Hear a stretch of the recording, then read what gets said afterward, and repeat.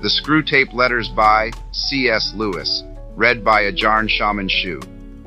Welcome, seekers of truth, wisdom, and divine knowledge. I am Ajahn Shaman Shu, and it is my honor to guide you on this sacred journey through the teachings of the cosmic masters, ancient wisdom, and the spiritual sciences.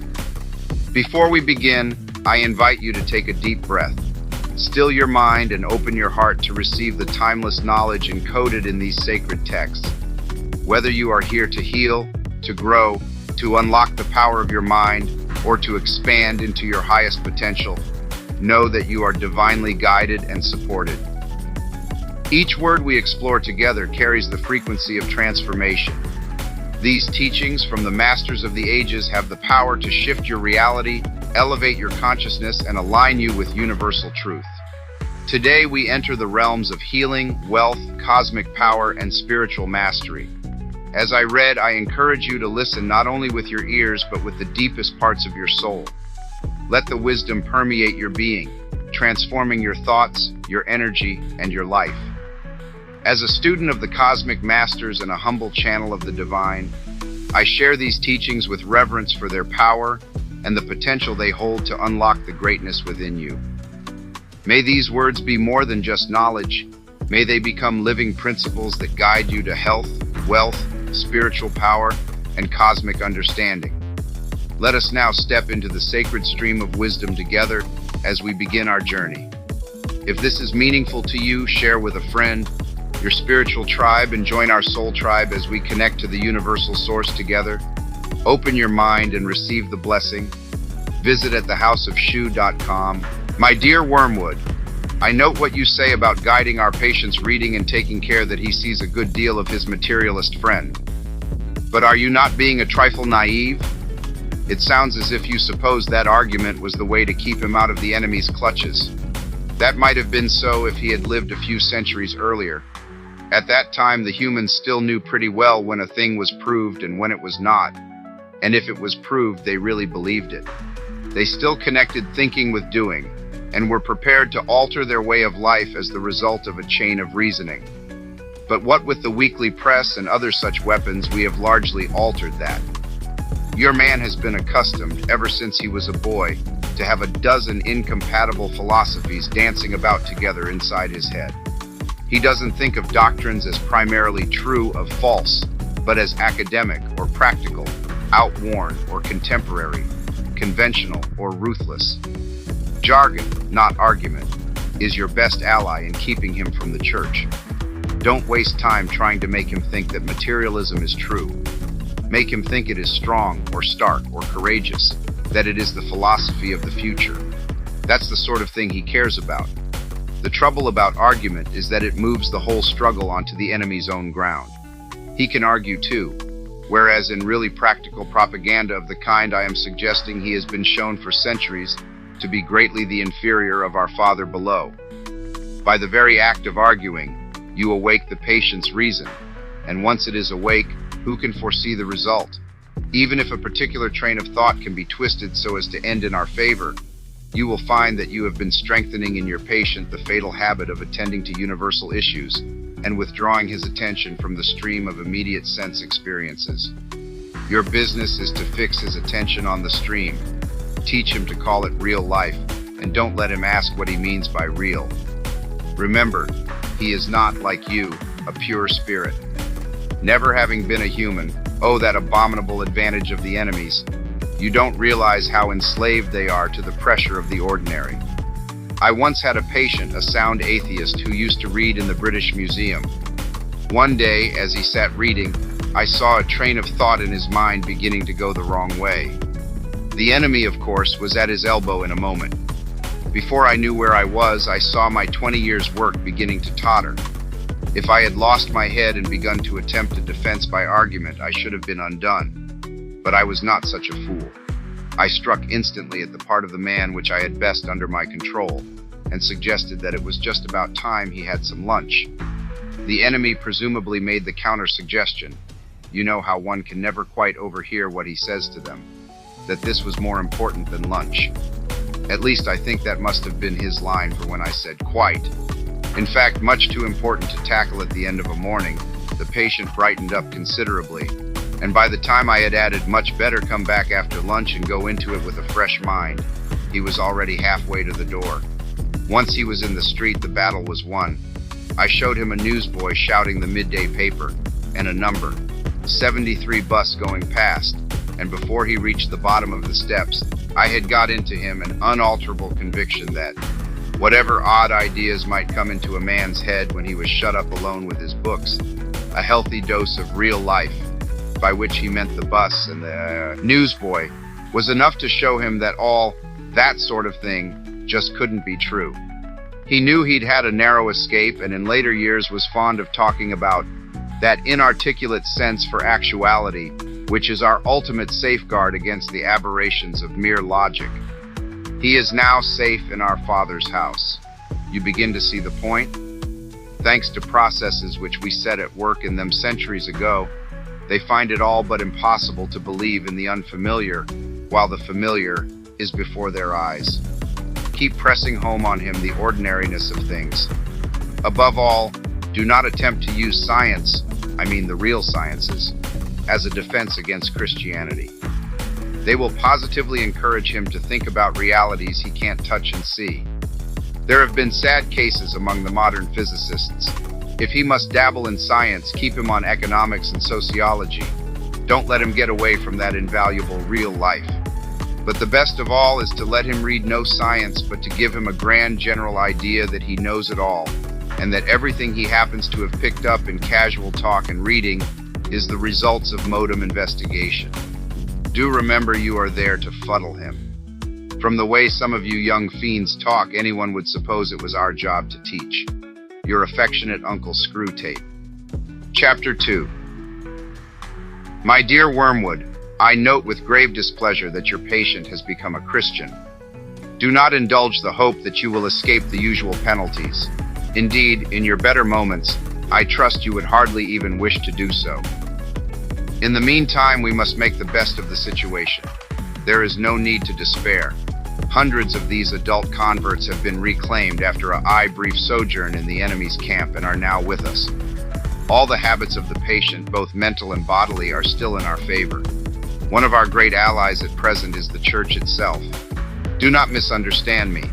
I do riot mean the Church as we see her spread but through all time and space and rooted in eternity, terrible as an army with banners. That, I confess, is a spectacle which makes our boldest tempters uneasy.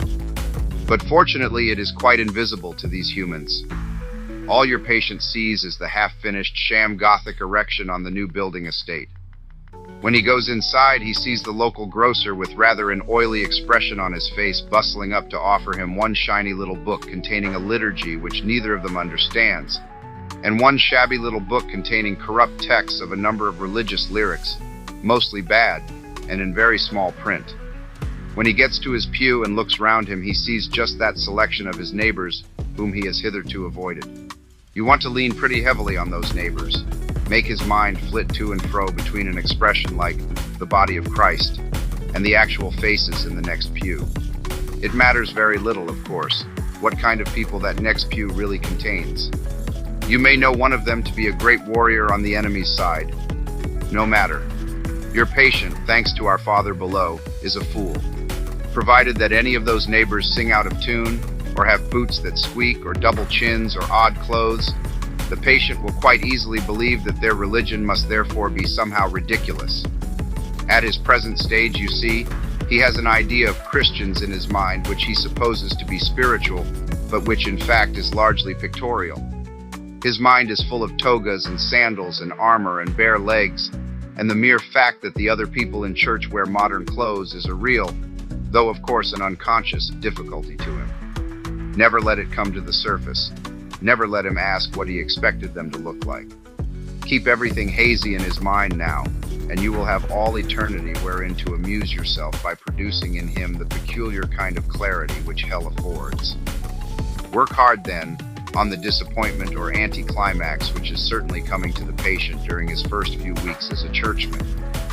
The enemy allows this disappointment to occur on the threshold of every human endeavor. It occurs when the boy who has been enchanted in the nursery by stories from the Odyssey buckles down to really learning Greek. It occurs when lovers have got married and begin the real task of learning to live together. In every department of life, it marks the transition from dreaming aspiration to laborious doing. The enemy takes this risk because he has a curious fantasy of making all these disgusting little human vermin into what he calls his free lovers and servants. Sons is the word he uses, with his inveterate love of degrading the whole spiritual world by unnatural liaisons with the two-legged animals. Desiring their freedom, he therefore refuses to carry them, by their mere affections and habits, to any of the goals which he sets before them. He leaves them to do it on their own, and there lies our opportunity. But also remember, there lies our danger. If once they get through this initial dryness successfully, they become much less dependent on emotion, and therefore much harder to tempt. I have been writing hitherto on the assumption that the people in the next pew afford no rational ground for disappointment. Of course, if they do, if the patient knows that the woman with the absurd hat is a fanatical bridge player, or the man with squeaky boots a miser and an extortioner, then your task is so much the easier. All you then have to do is to keep out of his mind the question, if I, being what I am, can consider that I am in some sense a Christian, why should the different vices of those people in the next pew prove that their religion is mere hypocrisy and convention? You may ask whether it is possible to keep such an obvious thought from occurring even to a human mind. It is, Wormwood, it is. Handle him properly, and it simply won't come into his head. He has not been anything like long enough with the enemy to have any real humility yet. What he says, even on his knees, about his own sinfulness, is all parrot talk. At bottom, he still believes he has run up a very favorable credit balance in the enemy's ledger by allowing himself to be converted, and thinks that he is showing great humility and condescension in going to church with these smug, commonplace neighbors at all. Keep him in that state of mind as long as you can. Your affectionate Uncle Screwtape. Chapter 3. My dear Wormwood, I am very pleased by what you tell me about this man's relations with his mother, but you must press your advantage. The enemy will be working from the center outwards, gradually bringing more and more of the patient's conduct under the new standard, and may reach his behavior to the old lady at any moment. You want to get in first. Keep in close touch with our colleague Glubose, who is in charge of the mother, and build up between you and that house a good settled habit of mutual annoyance. Daily pinpricks. The following methods are useful. 1. Keep his mind on the inner life. He thinks his conversion is something inside him, and his attention is therefore chiefly turned at present to the states of his own mind, or rather to that very expurgated version of them which is all you should allow him to see. Encourage this. Keep his mind off the most elementary duties by directing it to the most advanced and spiritual ones. Aggravate that most useful human characteristic, the horror and neglect of the obvious. You must bring him to a condition in which he can practice self-examination for an hour without discovering any of those facts about himself, which are perfectly clear to anyone who has overlived in the same house with him or worked the same office. Second, it is no doubt impossible to prevent his praying for his mother, but we have means of rendering the prayers innocuous.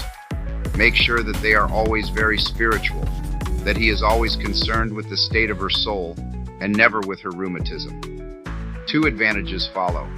In the first place, his attention will be kept on what he regards as her sins, by which, with a little guidance from you, he can be induced to mean any of her actions which are inconvenient or irritating to himself. Thus, you can keep rubbing the wounds of the day a little sorer even while he is on his knees. The operation is not at all difficult, and you will find it very entertaining.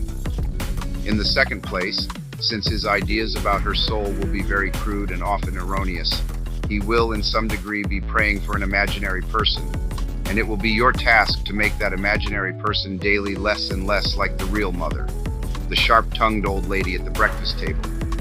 In time, you may get the cleavage so wide that no thought or feeling from his prayers for the imagined mother will ever flow over into his treatment of the real one. I have had patients of my own so well in hand that they could be turned at a moment's notice from impassioned prayer for a wife's or son's soul to beating or insulting the real wife or son without a qualm. 3. When two humans have lived together for many years, it usually happens that each has tones of voice and expressions of face which are almost unendurably irritating to the other. Work on that. Bring fully into the consciousness of your patient that particular lift of his mother's eyebrows, which he learned to dislike in the nursery, and let him think how much he dislikes it. Let him assume that she knows how annoying it is and does it to annoy. If you know your job, he will not notice the immense improbability of the assumption. And of course, never let him suspect that he has tones and looks which similarly annoy her. As he cannot see or hear himself, this is easily managed. 4. In civilized life, domestic hatred usually expresses itself by saying things which would appear quite harmless on paper. The words are not offensive, but in such a voice or at such a moment that they are not far short of a blow in the face. To keep this game up, you and Glubose must see to it that each of these two fools has a sort of double standard. Your patient must demand that all his own utterances are to be taken at their face value and judged simply on the actual words, while at the same time judging all his mother's utterances with the fullest and most oversensitive interpretation of the tone and the context and the suspected intention. She must be encouraged to do the same to him. Hence, from every quarrel they can both go away convinced, or very nearly convinced, that they are quite innocent. You know the kind of thing. I simply ask her what time dinner will be, and she flies into a temper. Once this habit is well established, you have the delightful situation of a human saying things with the express purpose of offending, and yet having a grievance when offense is taken. Finally, tell me something about the old lady's religious position. Is she at all jealous of the new factor in her son's life? At all piqued that he should have learned from others, and so late, what she considers she gave him such good opportunity of learning in childhood? Does she feel he is making a great deal of fuss about it, or that he's getting in on very easy terms? Remember the elder brother in the enemy's story, your affectionate Uncle Screwtape. Chapter 4. My dear Wormwood, the amateurish suggestions in your last letter warn me that it is high time for me to write to you fully on the painful subject of prayer. You might have spared the comment that my advice about his prayers for his mother it proved singularly unfortunate. That is not the sort of thing that a nephew should write to his uncle, nor a junior tempter to the undersecretary of a department. It also reveals an unpleasant desire to shift responsibility. You must learn to pay for your own blunders. The best thing, where it is possible, is to keep the patient from the serious intention of praying altogether.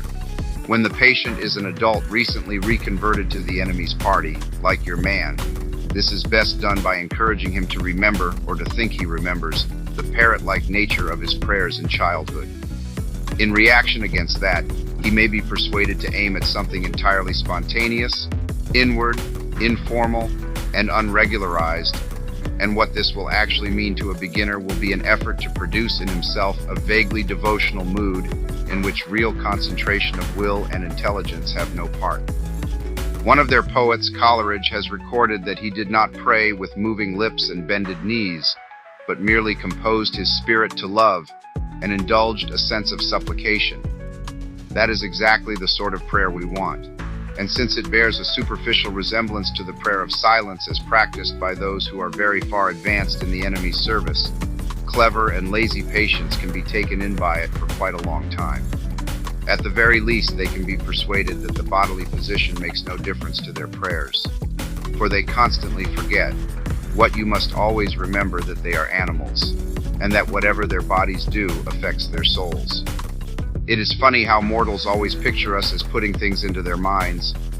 In reality, our best work is done by keeping things out. If this fails, you must fall back on a subtler misdirection of his intention. Whenever they are attending to the enemy himself, we are defeated, but there are ways of preventing them from doing so. The simplest is to turn their gaze away from him towards themselves. Keep them watching their own minds and trying to produce feelings there by the action of their own wills. When they meant to ask him for charity, let them instead start trying to manufacture charitable feelings for themselves and not notice that this is what they are doing. When they meant to pray for courage, let them really be trying to feel brave. When they say they are praying for forgiveness, let them be trying to feel forgiven. Teach them to estimate the value of each prayer by their success in producing the desired feeling, and never let them suspect how much success or failure of that kind depends on whether they are well or ill, fresh or tired at the moment. But of course, the enemy will not meantime be idle. Wherever there is prayer, there is danger of his own immediate action. He is cynically indifferent to the dignity of his position, and ours as pure spirits, and to human animals on their knees, he pours out self-knowledge in a quite shameless fashion. But even if he defeats your first attempt at misdirection, we have a subtler weapon. The humans do not start from that direct perception of him which we, unhappily, cannot avoid. They have never known that ghastly luminosity, that stabbing and searing glare which makes the background of permanent pain to our lives. If you look into your patient's mind when he is praying, you will not find that. If you examine the object to which he is attending, you will find that it is a composite object containing many quite ridiculous ingredients. There will be images derived from pictures of the enemy as he appeared during the discreditable episode known as the Incarnation. There will be vaguer, perhaps quite savage and puerile, images associated with the other two persons. There will even be some of his own reverence and of bodily sensations accompanying it, objectified and attributed to the object revered. I have known cases where what the patient called his God was actually located, up and to the left at the corner of the bedroom ceiling, or inside his own head, or in a crucifix on the wall. But whatever the nature of the composite object, you must keep him praying to it, to the thing that he has made, not to the person who has made him. You may even encourage him to attach great importance to the correction and improvement of his composite object, and to keeping it steadily before his imagination during the whole prayer. For if he ever comes to make the distinction, if ever he consciously directs his prayers, not to what I think thou art, but to what thou knowest thyself to be, our situation is for the moment desperate. Once all his thoughts and images have been flung aside, or if retained with a full recognition of their merely subjective nature, and the man trusts himself to the completely real, external, invisible presence, there with him in the room and never knowable by him as he is known by it, why then it is that the incalculable may occur. In avoiding this situation, this real nakedness of the soul in prayer, you will be helped by the fact that the humans themselves do not desire it as much as they suppose. There's such a thing as getting more than they bargained for. Your affectionate Uncle Screwtape. Chapter 5. My dear Wormwood, it is a little bit disappointing to expect a detailed report on your work, and to receive instead such a vague rhapsody as your last letter. You say you are delirious with joy, because the European humans have started another of their wars. I see very well what has happened to you. You are not delirious. You are only drunk. Reading between the lines in your very unbalanced account of the patient's sleepless night, I can reconstruct your state of mind fairly accurately. For the first time in your career, you have tasted that wine which is the reward of all our labors, the anguish and bewilderment of a human soul, and it has gone to your head. I can hardly blame you. I do not expect old heads on young shoulders. Did the patient respond to some of your terror pictures of the future? Did you work in some good self-pitying glances at the happy past? Some fine thrills in the pit of his stomach, were there? You played your violin prettily, did you? Well, it's all very natural. But do remember, Wormwood, that duty comes before pleasure. If any present self-indulgence on your part leads to the ultimate loss of the prey, you will be left eternally thirsting for that draught of which you are now so much enjoying your first sip. If, on the other hand, by steady and cool-headed application here and now you can finally secure his soul, he will then be yours forever. A brimful living chalice of despair and horror and astonishment, which you can raise to your lips as often as you please. So do not allow any temporary excitement to distract you from the real business of undermining faith and preventing the formation of virtues. Give me without fail in your next letter a full account of the patient's reactions to the war, so that we can consider whether you are likely to do more good by making him an extreme patriot or an ardent pacifist. There are all sorts of possibilities. In the meantime, I must warn you not to hope too much from a war. Of course, a war is entertaining. The immediate fear and suffering of the humans is a legitimate and pleasing refreshment for our myriads of toiling workers. But what permanent good does it do us unless we make use of it for bringing souls to our Father below? When I see the temporal suffering of humans who finally escape us, I feel as if I had been allowed to taste the first course of a rich banquet and then denied the rest. It is worse than not to have tasted it at all. The enemy, true to his barbarous methods of warfare, allows us to see the short misery of his favorites only to tantalize and torment us, to mock the incessant hunger which, during this present phase of the great conflict, his blockade is admittedly imposing. Let us therefore think rather how to use than how to enjoy this European war, for it has certain tendencies inherent in it which are, in themselves, by no means in our favor. We may hope for a good deal of cruelty and unchastity, but if we are not careful, we shall see thousands turning in this tribulation to the enemy, while tens of thousands who do not go so far as that will nevertheless have their attention diverted from themselves to values and causes which they believe to be higher than the self. I know that the enemy disapproves many of these causes, but that is where he is so unfair. He often makes prizes of humans who have given their lives for causes. He thinks bad on the monstrously sophistical ground that the humans thought them good and were following the best they knew. Consider, too, what undesirable deaths occur in wartime. Men are killed in places where they knew they might be killed and to which they go if they are at all of the enemy's party prepared. How much better for us if all humans died in costly nursing homes amid doctors who lie, nurses who lie, friends who lie, as we have trained them, promising life to the dying, encouraging the belief that sickness excuses every indulgence, and even if our workers know their job, withholding all suggestion of a priest lest it should betray to the sick man his true condition. And how disastrous for us is the continual remembrance of death which war enforces. One of our best weapons, contented worldliness, is rendered useless. In wartime, not even a human can believe that he is going to live forever. I know that Scabtree and others have seen in wars a great opportunity for attacks on faith, but I think that view was exaggerated. The enemy's human partisans have all been plainly told by him that suffering is an essential part of what he calls redemption, so that a faith which is destroyed by a war or a pestilence cannot really have been worth the trouble of destroying. I am speaking now of diffused suffering over a long period such as the war will produce. Of course, at the precise moment of terror, bereavement, or physical pain, you may catch your man when his reason is temporarily suspended.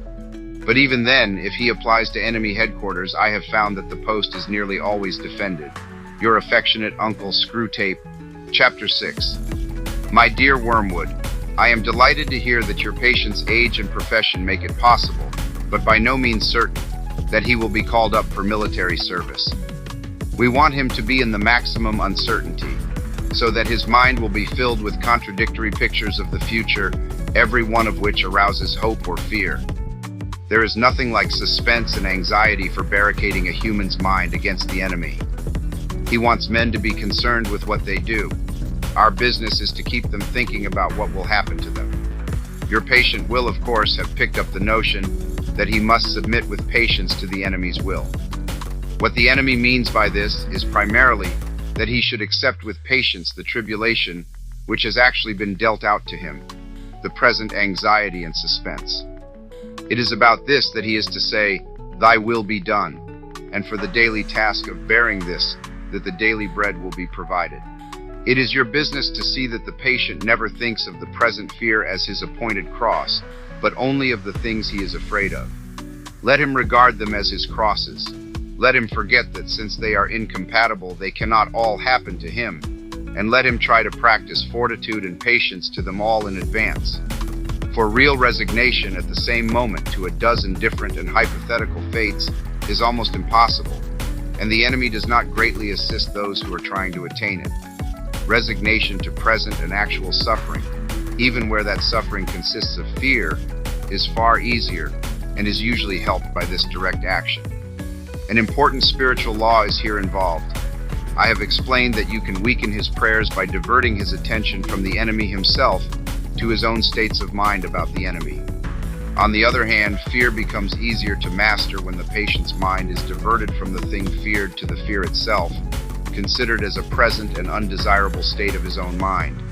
And when he regards the fear as his appointed cross, he will inevitably think of it as a state of mind.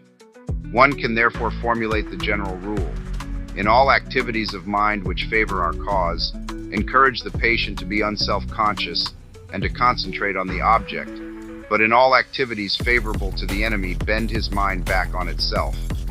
Let an insult or a woman's body so fix his attention outward that he does not reflect, I am now entering into the state called anger, or the state called lust. Contrariwise, let the reflection, my feelings are now growing more devout or more charitable, so fix his attention inward that he no longer looks beyond himself to see our enemy or his own neighbors. As regards his more general attitude to the war, you must not rely too much on those feelings of hatred which the humans are so fond of discussing in Christian or anti-Christian periodicals.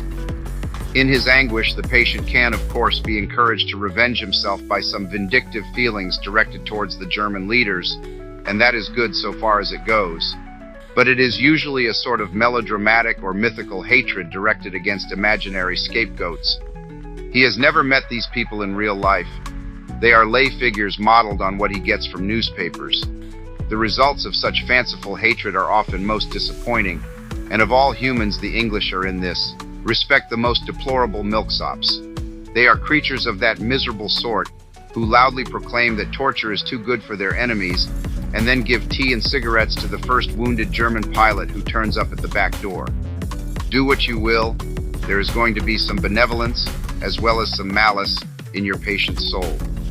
The great thing is to direct the malice to his immediate neighbors whom he meets every day, and to thrust his benevolence out to the remote circumference, to people he does not know.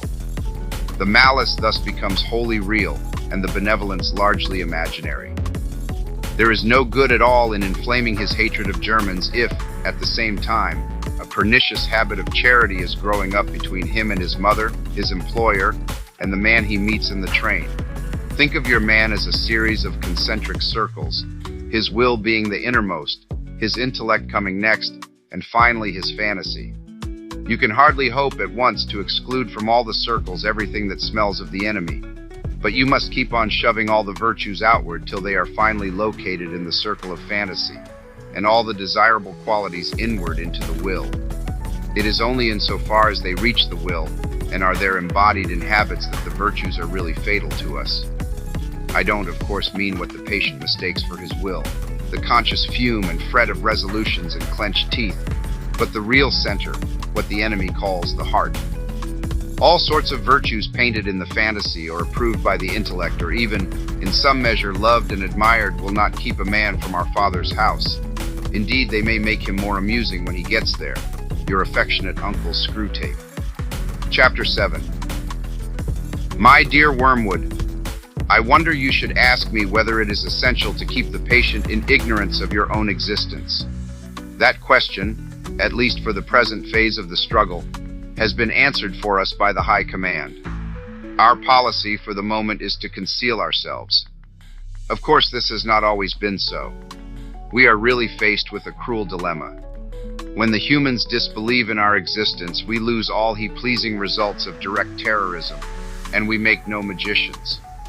On the other hand, when they believe in us, we cannot make them materialists and skeptics. At least not yet. I have great hopes that we shall learn in due time how to emotionalize and mythologize their science to such an extent that what is in effect belief in us, though not under that name, will creep in while the human mind remains closed to belief in the enemy. The life force, the worship of sex, and some aspects of psychoanalysis may here prove useful. If once we can produce our perfect work, the materialist magician, the man, not using but veritably worshiping what he vaguely calls forces, while denying the existence of spirits, then the end of the war will be in sight. But in the meantime, we must obey our orders. I do not think you will have much difficulty in keeping the patient in the dark. The fact that devils are predominantly comic figures in the modern imagination will help you.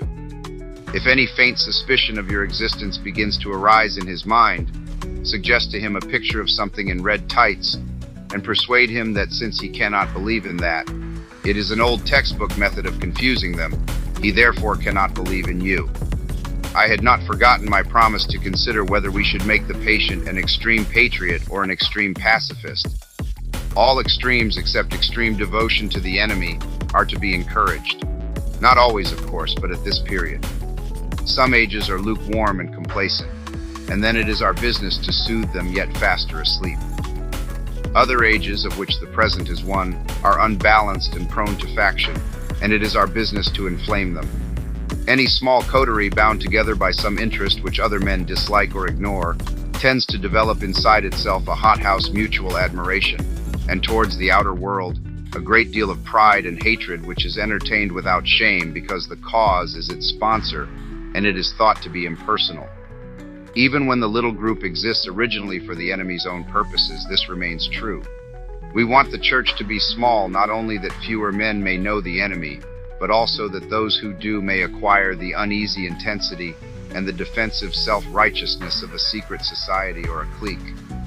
The church herself is, of course, heavily defended, and we have never yet quite succeeded in giving her all the characteristics of a faction. But subordinate factions within her have often produced admirable results, from the parties of Paul and of Apollos at Corinth, down to the high and low parties in the Church of England. If your patient can be induced to become a conscientious objector, he will automatically find himself one of a small, vocal, organized, unpopular society, and the effects of this on one so new to Christianity will almost certainly be good. But only almost certainly. Has he had serious doubts about the lawfulness serving in a just war before this present war of serving began? Is he a man of great physical courage, so great that he will have no half-conscious misgivings about the real motives of his pacifism? Can he, when nearest to honesty, no human is ever very near, feel fully convinced that he actuated wholly by the desire to obey the enemy? If he is that sort of man, his pacifism will probably not do us much good, and the enemy will probably protect him from the usual consequences of belonging to a sect. Your best plan in that case would be to attempt a sudden, confused emotional crisis from which he might emerge as an uneasy convert to patriotism. Such things can often be managed. But if he is the man I take him to be, try pacifism. Whichever he adopts, your main task will be the same. Let him begin by treating the patriotism or the pacifism as a part of his religion. Then let him, under the influence of partisan spirit, come to regard it as the most important part. Then quietly and gradually nurse him onto the stage at which the religion becomes merely part of the cause, in which Christianity is valued chiefly because of the excellent arguments it can produce in favor of the British war effort or of pacifism. The attitude which you want to guard against is that in which temporal affairs are treated primarily as material for obedience. Once you have made the world an end and faith a means, you have almost won your man, and it makes very little difference what kind of worldly end he is pursuing, provided that meetings, pamphlets, policies, movements, causes, and crusades matter more to him than prayers and sacraments and charity. He is ours, and the more religious, on those terms, the more securely ours. I could show you a pretty cageful down here. Your affectionate uncle, Screwtape. Chapter 8. My dear Wormwood, so you have great hopes that the patient's religious phase is dying away, have you? I always thought the training college had gone to pieces since they put old Slubgob at the head of it, and now I am sure. Has no one ever told you about the law of undulation? Humans are amphibians, half spirit and half animal. The enemy's determination to produce such a revolting hybrid was one of the things that determined our Father to withdraw his support from him. As spirits they belong to the eternal world, but as animals they inhabit time. This means that while their spirit can be directed to an eternal object, their bodies, passions, and imaginations are in continual change, for to be in time means to change. Their nearest approach to constancy, therefore, is undulation, the repeated return to a level from which they repeatedly fall back, a series of troughs and peaks. If you had watched your patient carefully, you would have seen this undulation in every department of his life. His interest in his work, his affection for his friends, his physical appetites, all go up and down. As long as he lives on Earth, periods of emotional and bodily richness and liveliness will alternate with periods of numbness and poverty. The dryness and dullness through which your patient is now going are not, as you fondly suppose, your workmanship. They are merely a natural phenomenon which will do us no good unless you make a good use of it. To decide what the best use of it is, you must ask what use the enemy wants to make of it, and then do the opposite. Now it may surprise you to learn that in his efforts to get permanent possession of a soul, he relies on the troughs even more than on the peaks. Some of his special favorites have gone through longer and deeper troughs than anyone else. The reason is this: to us, a human is primarily good.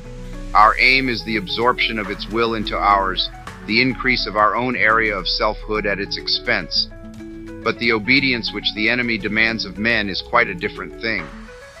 One must face the fact that all the talk about his love for men and his service being perfect freedom is not, as one would gladly believe, mere propaganda, but an appalling truth. He really does want to fill the universe with a lot of loathsome little replicas of himself, creatures whose life on its miniature scale will be qualitatively like his own, not because he has absorbed them, but because their wills freely conform to his. We want cattle who can finally become food. He wants servants who can finally become sons. We want to suck in. He wants to give out. We are empty and would be filled. He is full and flows over. Our war aim is a world in which our Father below has drawn all other beings into himself. The enemy wants a world full of beings united to him but still distinct. And that is where the troughs come in. You must have often wondered why the enemy does not make more use of his power to be sensibly present to human souls in any degree he chooses and at any moment. But you now see that the irresistible and the indisputable are the two weapons which the very nature of his scheme forbids him to use. Merely to override a human will, as his felt presence in any but the faintest and most mitigated degree would certainly do, would be for him useless. He cannot ravish, he can only woo. For his ignoble idea is to eat the cake and have it. The creatures are to be one with him, but yet themselves, merely to cancel them or assimilate them, will not serve. He is prepared to do a little overriding at the beginning. He will set them off with communications of his presence which, though faint, seem great to them, with emotional sweetness and easy conquest over temptation. But he never allows this state of affairs to last long. Sooner or later he withdraws, if not in fact, at least from their conscious experience, all those supports and incentives.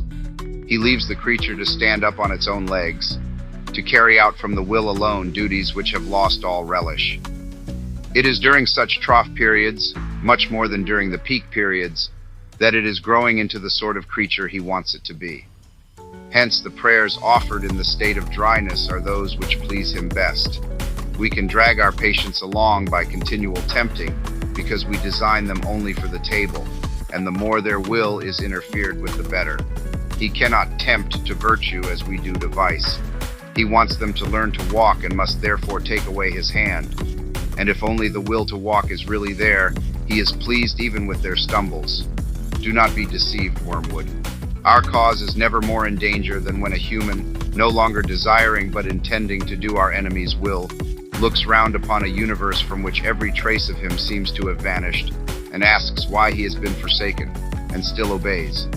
But of course, the troughs afford opportunities to our side also. Next week I will give you some hints on how to exploit them. Your affectionate Uncle Screwtape. Chapter 9.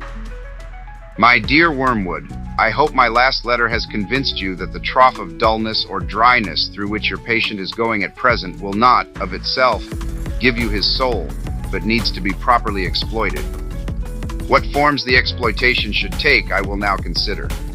In the first place, I have always found that the trough periods of the human undulation provide excellent opportunity for all sensual temptations, particularly those of sex. This may surprise you because, of course, there is more physical energy and therefore more potential appetite at the peak periods. but you must remember that the powers of resistance are then also at their highest. The health and spirits which you want to use in producing lust can also, alas, be very easily used for work or play or thought or innocuous merriment. The attack has a much better chance of success when the man's whole inner world is drab and cold and empty. And it is also to be noted that the trough sexuality is subtly different in quality from that of the peak, much less likely to lead to the milk and water phenomenon which the humans call being in love, much more easily drawn into perversions, much less contaminated by those generous and imaginative and even spiritual concomitants which often render human sexuality so disappointing. It is the same with other desires of the flesh. You are much more likely to make your man a sound drunkard by pressing drink on him as an anodyne when he is dull and weary than by encouraging him to use it as a means of merriment among his friends when he is happy and expansive. Never forget that when we are dealing with any pleasure in its healthy and normal and satisfying form, we are, in a sense, on the enemy's ground. I know we have won many a soul through pleasure. All the same, it is his invention, not ours. He made the pleasures. All our research so far has not enabled us to produce one. All we can do is to encourage the humans to take the pleasures which our enemy has produced at times, or in ways, or in degrees, which he has forbidden. Hence we always try to work away from the natural condition of any pleasure to that in which it is least natural, least redolent of its maker, and least pleasurable. An ever-increasing craving for an ever-diminishing pleasure is the formula. It is more certain, and it's better style. To get the man's soul and give him nothing in return, that is what really gladdens our Father's heart. And the troughs are the time for beginning the process. But there is an even better way of exploiting the trough.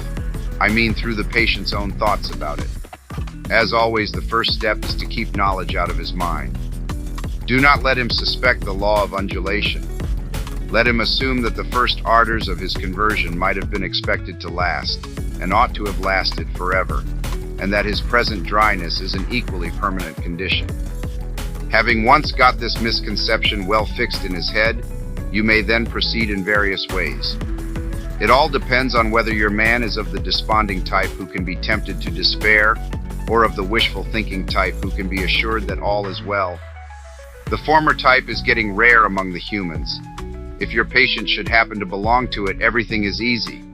You have only got to keep him out of the way of experienced Christians, an easy task nowadays, to direct his attention to the appropriate passages in Scripture, and then to set him to work on the desperate design of recovering his old feelings by sheer willpower, and the game is ours.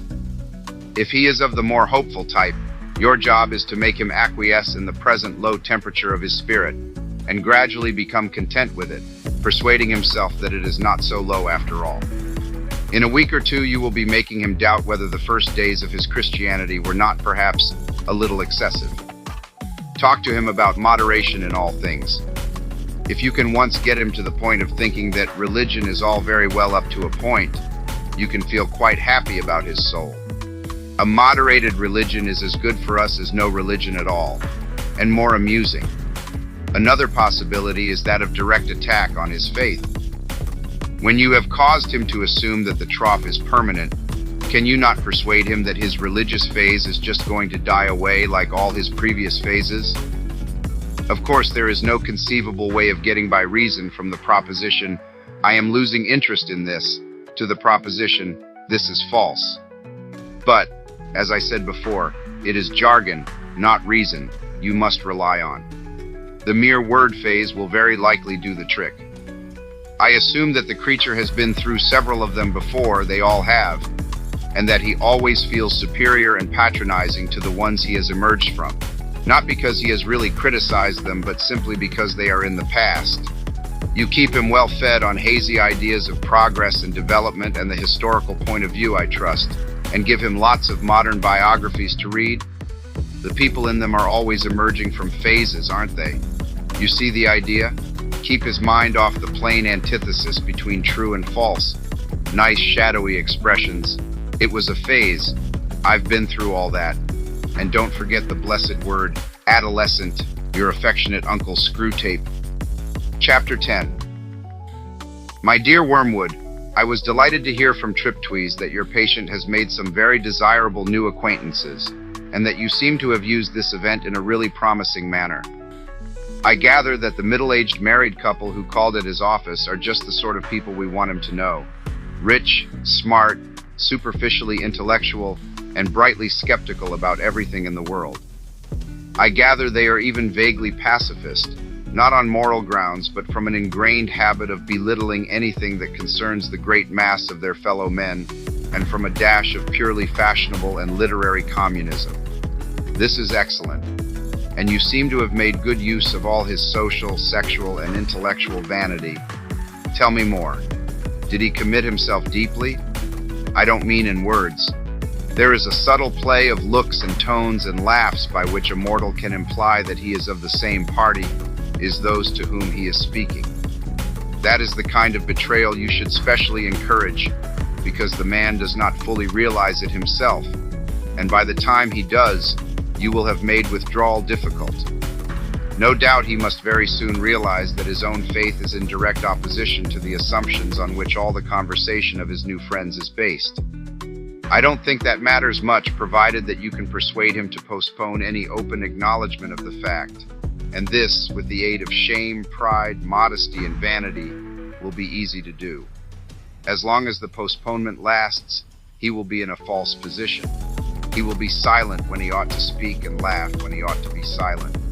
He will assume at first only by his manner, but presently by his words, all sorts of cynical and skeptical attitudes which are not really his.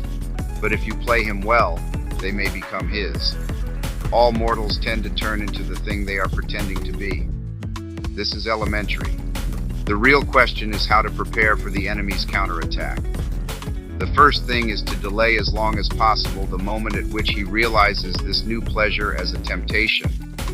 Since the enemy's servants have been preaching about the world as one of the great standard temptations for 2,000 years, this might seem difficult to do. But fortunately, they have said very little about it for the last few decades. In modern Christian writings, though I see much, indeed more than I like, about mammon, I see few of the old warnings about worldly vanities, the choice of friends, and the value of time. All that your patient would probably classify as Puritanism. And may I remark in passing that the value we have given to that word is one of the really solid triumphs of the last 100 years? By it we rescue annually thousands of humans from temperance, chastity, and sobriety of life. Sooner or later, however, the real nature of his new friends must become clear to him, and then your tactics must depend on the patient's intelligence. If he is a big enough fool, you can get him to realize the character of the friends only while they are absent. Their presence can be made to sweep away all criticism. If this succeeds, he can be induced to live, as I have known many humans live for quite long periods, two parallel lives. He will not only appear to be, but actually be, a different man in each of the circles he frequents. Failing this, there is a subtler and more entertaining method. He can be made to take a positive pleasure in the perception that the two sides of his life are inconsistent. This is done by exploiting his vanity. He can be taught to enjoy kneeling beside the grocer on Sunday, just because he remembers that the grocer could not possibly understand the urbane and mocking world which he inhabited on Saturday evening, and contrariwise to enjoy the bawdy and blasphemy over the coffee with these admirable friends all the more, because he is aware of a deeper, spiritual world within him which they cannot understand. You see the idea? The worldly friends touch him on one side and the grocer on the other, and he is the complete, balanced, complex man who sees round them all. Thus, while being permanently treacherous to at least two sets of people, he will feel, instead of shame, a continual undercurrent of self-satisfaction. Finally, if all else fails, you can persuade him, in defiance of conscience, to continue the new acquaintance on the ground that he is, in some unspecified way, doing these people good by the mere fact of drinking their cocktails and laughing at their jokes, and that to cease to do so would be priggish, intolerant, and, of course, puritanical. Meanwhile, you will, of course, take the obvious precaution of seeing that this new development induces him to spend more than he can afford, and to neglect his work and his mother. Her jealousy and alarm and his increasing evasiveness or rudeness will be invaluable for the aggravation of the domestic tension. Your affectionate Uncle Screwtape. Chapter 11. My dear Wormwood, everything is clearly going very well. I'm especially glad to hear that the two new friends have now made him acquainted with their whole set. All these, as I find from the record office, are thoroughly reliable people. Steady, consistent scoffers and worldlings who, without any spectacular crimes, are progressing quietly and comfortably towards our Father's house. You speak of their being great laughers. I trust this does not mean that you are under the impression that laughter as such is always in our favor. The point is worth some attention. I divide the causes of human laughter into joy, fun, the joke proper, and flippancy. You will see the first among friends and lovers reunited on the eve of a holiday. Among adults, some pretext in the way of jokes is usually provided, but the facility with which the smallest witticisms produce laughter at such a time shows that they are not the real cause. What that real cause is, we do not know. Something like it is expressed in much of that detestable art which the humans call music, and something like it occurs in heaven. A meaningless acceleration in the rhythm of celestial experience, quite opaque to us. Laughter of this kind does us no good and should always be discouraged. Besides, the phenomenon is of itself disgusting and a direct insult to the realism, dignity, and austerity of hell. Fun is closely related to joy, a sort of emotional froth arising from the play instinct. It is very little use to us. It can sometimes be used, of course, to divert humans from something else which the enemy would like them to be feeling or doing. But in itself, it has wholly undesirable tendencies.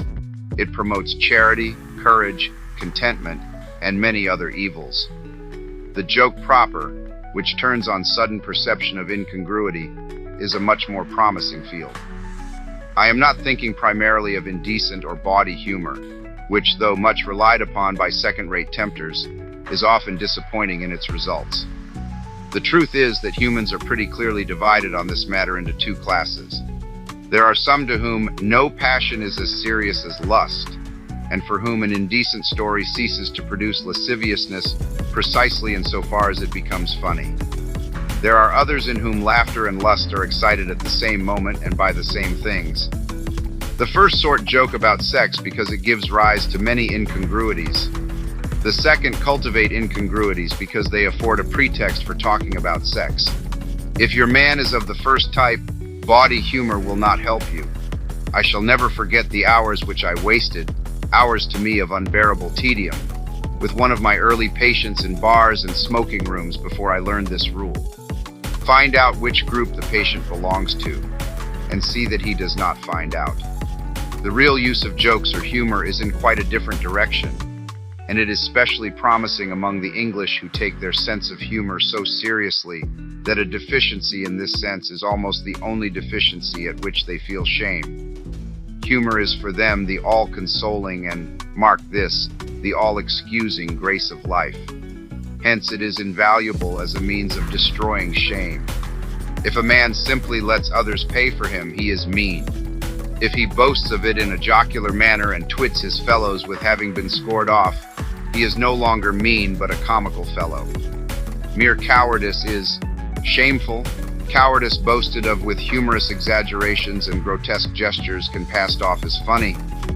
Cruelty is shameful, unless the cruel man can represent it as a practical joke.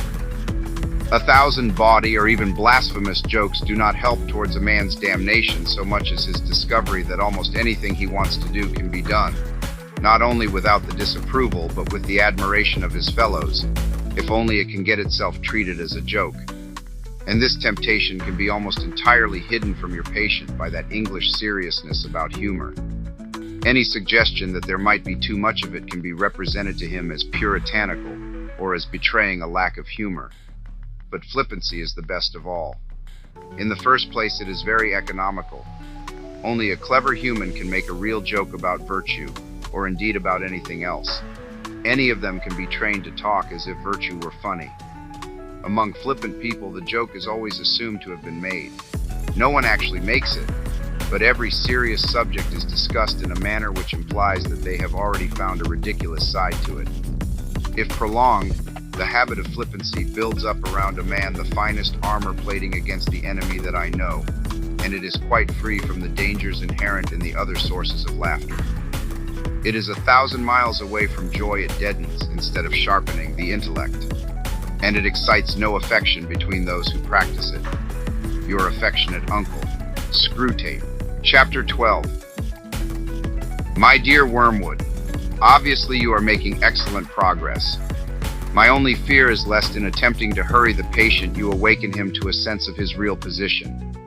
For you and I, who see that position as it really is, must never forget how totally different it ought to appear to him. We know that we have introduced a change of direction in his course which is already carrying him out of his orbit around he enemy. But he must be made to imagine that all the choices which have affected this change of course are trivial and revocable. He must not be allowed to suspect that he is now, however slowly, heading right away from the sun on a line which will carry him into the cold and dark of utmost space. For this reason, I am almost glad to hear that he is still a churchgoer and a communicant. I know there are dangers in this, but anything is better than that he should realize the break it has made with the first months of his Christian life.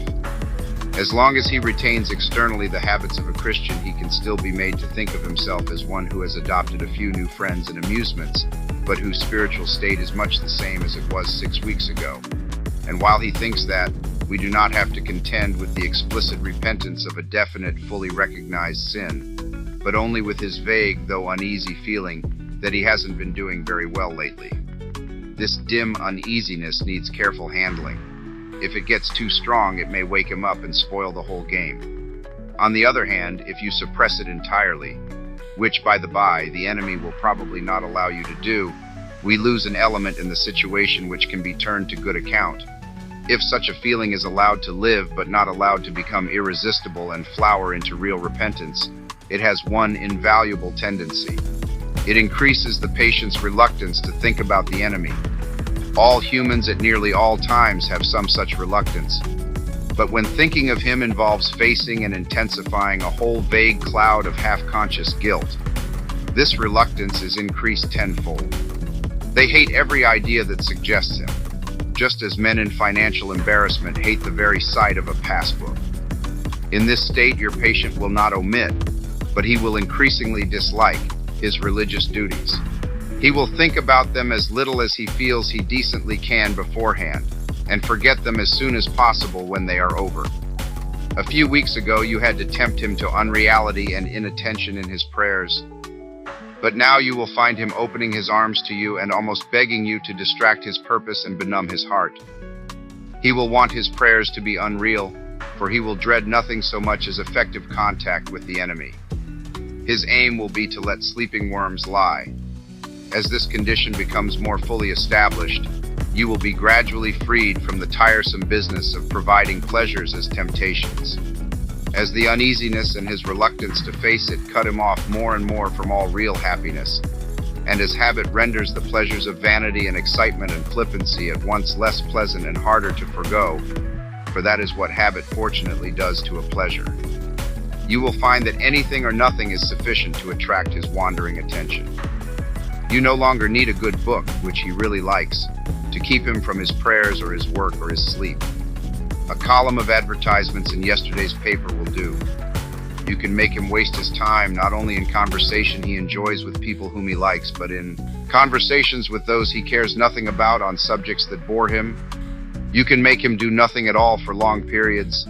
You can keep him up late at night, not roistering, but staring at a dead fire in a cold room.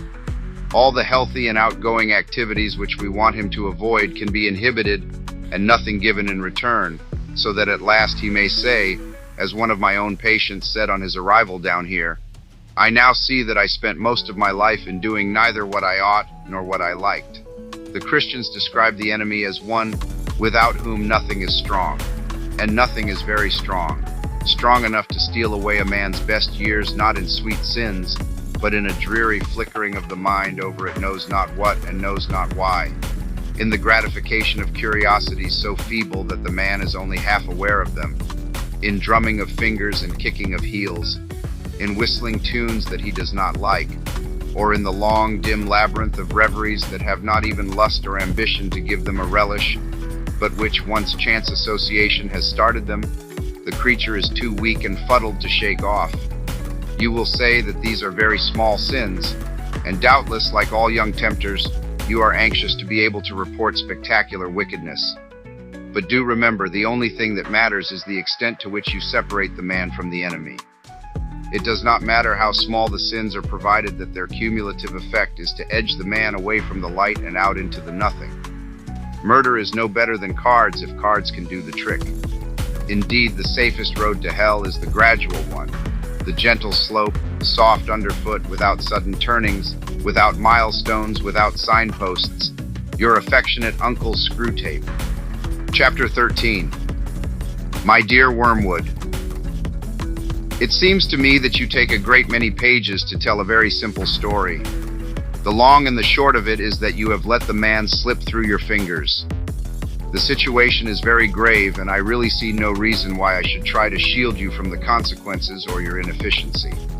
A repentance and renewal of what the other side call grace on the scale which you describe is a defeat of the first order. It amounts to a second conversion, and probably on a deeper level than the first. As you ought to have known, the asphyxiating cloud which prevented your attacking the patient on his walk back from the old mill is a well-known phenomenon. It is the enemy's most barbarous weapon, and generally appears when he is directly present to the patient under certain modes not yet fully classified. Some humans are permanently surrounded by it and therefore inaccessible to us. And now for your blunders. On your own showing, you first of all allowed the patient to read a book he really enjoyed, because he enjoyed it and not in order to make clever remarks about it to his new friends. In the second place, you allowed him to walk down to the old mill and have tea there, a walk through country he really likes, and taken alone. In other words, you allowed him two real positive pleasures. Were you so ignorant as not to see the danger of this? The characteristic of pains and pleasures is that they are unmistakably real, and therefore, as far as they go, give the man who feels them a touchstone of reality. Thus, if you had been trying to damn your man by the romantic method, by making him a kind of Childe Harold or Werther submerged in self-pity for imaginary distresses, you would try to protect him at all costs from any real pain, because, of course, 5 minutes genuine toothache would reveal the romantic sorrows for the nonsense they were and unmask your whole stratagem. But you were trying to damn your patient by the world, that is, by palming off vanity, bustle, irony, and expensive tedium as pleasures. How can you have failed to see that a real pleasure was the last thing you ought to have let him meet? Didn't you foresee that it would just kill by contrast all the trumpery which you have been so laboriously teaching him to value? And that the sort of pleasure which the book and the walk gave him was the most dangerous of all? That it would peel off from his sensibility the kind of crust you have been forming on it, and make him feel that he was coming home, recovering himself? As a preliminary to detaching him from the enemy, you wanted to detach him from himself, and had made some progress in doing so. Now, all that is undone. Of course, I know that the enemy also wants to detach men from themselves, but in a different way. Remember always that he really likes the little vermin, and sets an absurd value on the distinctness of every one of them. When he talks of their losing their selves, he only means abandoning the clamor of self-will.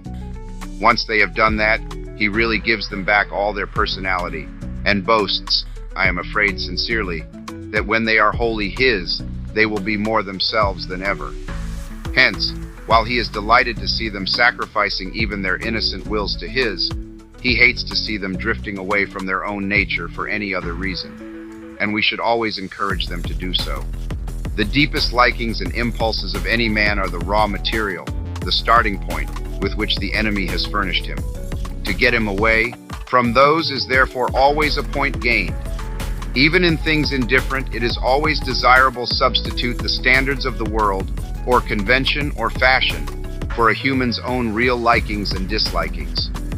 I myself would carry this very far. I would make it a rule to eradicate from my patient any strong personal taste which is not actually a sin, even if it is something quite trivial such as a fondness for county cricket or collecting stamps or drinking cocoa. Such things, I grant you, have nothing of virtue them, but there is a sort of innocence and humility and self-forgetfulness about them which I distrust. the man who truly and disinterestedly enjoys any one thing in the world for its own sake, and without caring twopence what other people say about it, is by that very fact forearmed against some of our subtlest modes of attack. You should always try to make the patient abandon the people or food or books he really likes in favor of the best people, the right food, the important books. I have known a human defended from strong temptations to social ambition by a still stronger taste for tripe and onions. It remains to consider how we can retrieve this disaster. The great thing is to prevent his doing anything. As long as he does not convert it into action, it does not matter how much he thinks about this new repentance. Let the little brute wallow in it. Let him, if he has any bent that way, write a book about it. That is often an excellent way of sterilizing the seeds which the enemy plants in a human soul. Let him do anything but act. No amount of piety in his imagination and affections will harm us if we can keep it out of his will. As one of the humans has said, active habits are strengthened by repetition, but passive ones are weakened. The more often he feels without acting, the less he will be able ever to act, and in the long run, the less he will be able to feel. Your affectionate uncle, Screwtape. Chapter 14. My dear Wormwood, the most alarming thing in your last account of the patient is that he is making none of those confident resolutions which marked his original conversion. No more lavish promises of perpetual virtue, I gather. Not even the expectation of an endowment of grace for life, but only a hope for the daily and hourly pittance to meet the daily and hourly temptation. This is very bad. I see only one thing to do at the moment. Your patient has become humble. Have you drawn his attention to the fact? All virtues are less formidable to us once the man is aware that he has them, but this is specially true of humility. Catch him at the moment when he is really poor in spirit and smuggle into his mind the gratifying reflection, by Jove, I'm being humble. And almost immediately pride at his own humility, will appear. If he awakes to the danger and tries to smother this new form of pride, make him proud of his attempt, and so on, through as many stages as you please. But don't try this too long for fear you awake his sense of humor and proportion, in which case he will merely laugh at you and go to bed. But there are other profitable ways of fixing his attention on the virtue of humility. By this virtue, as by all the others, our enemy wants to turn the man's attention away from self to him, and to the man's neighbors. All the objection and self-hatred are designed in the long run solely for this end. Unless they attain this end, they do us little harm. And they may even do us good if they keep the man concerned with himself. And above all, if self-contempt can be made the starting point for contempt of other selves, and thus for gloom, cynicism, and cruelty. You must therefore conceal from the patient the true end of humility. Let him think of it not as self-forgetfulness, but as a certain kind of opinion, namely a low opinion, of his own talents and character. Some talents, I gather, he really has. Fix in his mind the idea that humility consists in trying to believe those talents to be less valuable than he believes them to be. No doubt they are in fact less valuable than he believes, but that is not the point. The great thing is to make him value an opinion for some quality other than truth, thus introducing an element of dishonesty and make-believe into the heart of what otherwise threatens to become a virtue. By this method, thousands of humans have been brought to think that humility means pretty women trying to believe they are ugly, and clever men trying to believe they are fools. And since what they are trying to believe may, in some cases, be manifest nonsense, they cannot succeed in believing it, and we have the chance of keeping their minds endlessly revolving on themselves in an effort to achieve the impossible. To anticipate the enemy's strategy, we must consider his aims. The enemy wants to bring the man to a state of mind in which he could design the best cathedral in the world, and know it to be the best, and rejoice in the fact, without being any more, or less, or otherwise glad at having done it, than he would be if it had been done by another.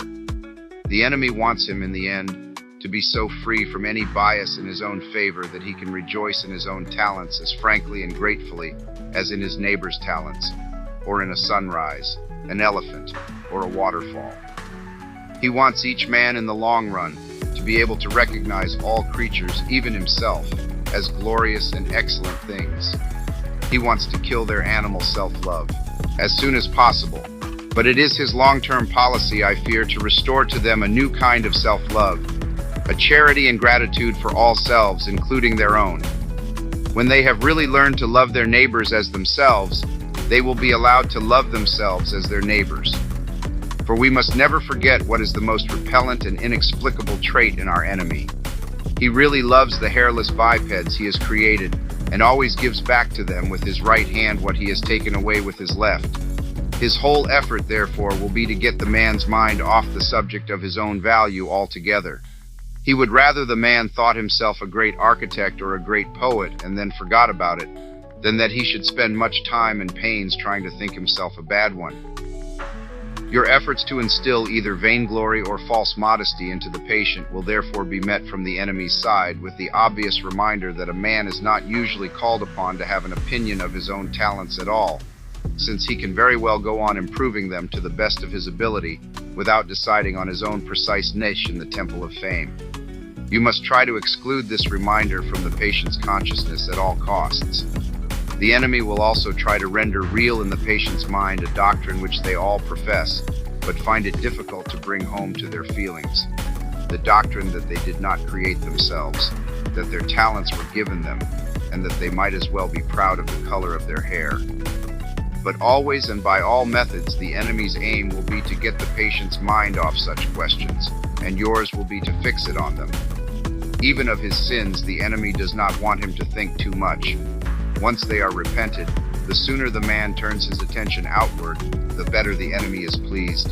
Your affectionate Uncle Screwtape. Chapter 15. My dear Wormwood, I had noticed, of course, that the humans were having a lull in their European war, what they naively call the war, and am not surprised that there is a corresponding lull in the patient's anxieties. Do we want to encourage this, or to keep him worried? Tortured fear and stupid confidence are both desirable states of mind. Our choice between them raises important questions. The humans live in time, but our enemy destines them to eternity. He therefore, I believe, wants them to attend chiefly to two things, to eternity itself, and to that point of time which they call the present. For the present is the point at which time touches eternity. Of the present moment, and of it only, humans have an experience analogous to the experience which our enemy has of reality as a whole. In it alone, freedom and actuality are offered them. He would therefore have them continually concerned either with eternity, which means being concerned with him, or with the present, either meditating on their eternal union with, or separation from himself, or else obeying the present voice of conscience, bearing the present cross, receiving the present grace, giving thanks for the present pleasure. Our business is to get them away from the eternal and from the present. With this in view, we sometimes tempt a human, say a widow or a scholar, to live in the past. But this is of limited value, for they have some real knowledge of the past, and it has a determinate nature and to that extent resembles eternity. It is far better to make them live in the future. Biological necessity makes all their passions point in that direction already, so that thought about the future inflames hope and fear. Also, it is unknown to them, so that in making them think about it, we make them think of unrealities. In a word, the future is, of all things, the thing least like eternity. It is the most completely temporal part of time, for the past is frozen and no longer flows, and the present is all lit up with eternal rays. Hence the encouragement we have given to all those schemes of thought such as creative evolution, scientific humanism, or communism, which fix men's affections on the future, on the very core of temporality. Hence nearly all vices are rooted in the future. Gratitude looks to the past and love to the present. Fear, avarice, lust, and ambition look ahead. Do not think lust an exception. When the present pleasure arrives, the sin, which alone interests us, is already over. The pleasure is just the part of the process which we regret and would exclude if we could do so without losing the sin. It is the part contributed by the enemy, and therefore experienced in a present. The sin, which is our contribution, looked forward. To be sure, the enemy wants men to think of the future too, just so much as is necessary for now planning the acts of justice or charity, which will probably be their duty tomorrow. The duty of planning the morrow's work is today's duty, though its material is borrowed from the future. The duty, like all duties, is in the present. This is not straw splitting. He does not want men to give the future their hearts, to place their treasure in it. We do. His ideal is a man who, having worked all day for the good of posterity, if that is his vocation, washes his mind of the whole subject, commits the issue to heaven, and returns at once to the patience or gratitude demanded by the moment that is passing over him. But we want a man hag-ridden by the future, haunted by visions of an imminent heaven or hell upon earth, ready to break the enemy's commands in the present if by so doing we make him think he can attain the one or avert the other, dependent for his faith on the success or failure of schemes whose end he will not live to see. We want a whole race perpetually in pursuit of the rainbow's end, never honest nor kind nor happy now, but always using as mere fuel wherewith to heap the altar of the future every real gift which is offered them in the present. It follows then, in general, and other things being equal, that it is better for your patient to be filled with anxiety or hope, it doesn't much matter which, about this war than for him to be living in the present. But the phrase living in the present is ambiguous. It may describe a process which is really just as much concerned with the future as anxiety itself. Your man may be untroubled about the future, not because he is concerned with the present, but because he has persuaded himself that the future is going to be agreeable. As long as that is the real course of his tranquility will do us good, because it is only piling up more disappointment, and therefore more impatience, for him when his false hopes are dashed. If, on the other hand, he is aware that horrors may be in store for him, and is praying for the virtues wherewith to meet them, and meanwhile concerning himself with the present because there, and there alone, all duty, all grace, all knowledge, and all pleasure dwell, his state is very undesirable and should be attacked at once. Here again, our philological arm has done good work. Try the word complacency on him. But of course, it is most likely that he is living in the present for none of these reasons, but simply because his health is good and he is enjoying his work. The phenomenon would then be merely natural. All the same, I should break it up if I were you. No natural phenomenon is really in our favor. And anyway, why should the creature be happy? Your affectionate Uncle Screwtape. Chapter 16. My dear Wormwood, you mentioned casually in your last letter that the patient has continued to attend one church, and one only, since he was converted, and that he is not wholly pleased with it. May I ask what you are about? Why have I no report on the causes of his fidelity to the parish church? Do you realize that unless it is due to indifference, it is a very bad thing? Surely you know that if a man can't be cured of church-going, the next best thing is to send him all over the neighborhood looking for the church that suits him until he becomes a taster or connoisseur of churches. The reasons are obvious. In the first place, the parochial organization should always be attacked, because being a unity of place and not of likings, it brings people of different classes and psychology together in the kind of unity the enemy desires. The congregational principle, on the other hand, makes each church into a kind of club, and finally, if all goes well, into a coterie or faction. In the second place, the search for a suitable church makes the man a critic where the enemy wants him to be a pupil. What he wants of the layman in church is an attitude which may indeed be critical in the sense of rejecting what is false or unhelpful, but which is wholly uncritical in the sense that it does not appraise, does not waste time in thinking about what it rejects, but lays itself open in uncommenting, humble receptivity to any nourishment that is going. You see how groveling, how unspiritual, how irredeemably vulgar he is. This attitude, especially during sermons, creates the condition, most hostile to our whole policy, in which platitudes can become really audible to a human soul. There is hardly any sermon or any book which may not be dangerous to us if it is received in this temper. So pray bestir yourself and send this fool the round of the neighboring churches as soon as possible. Your record up to date has not given us much satisfaction.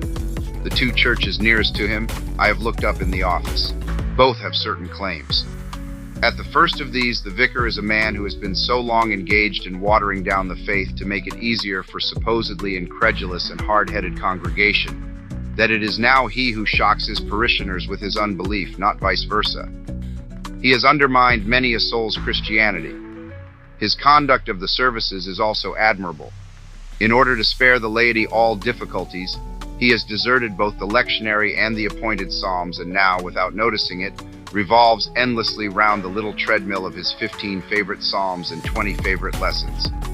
We are thus safe from the danger that any truth not already familiar to him and to his flock should overreach them through Scripture.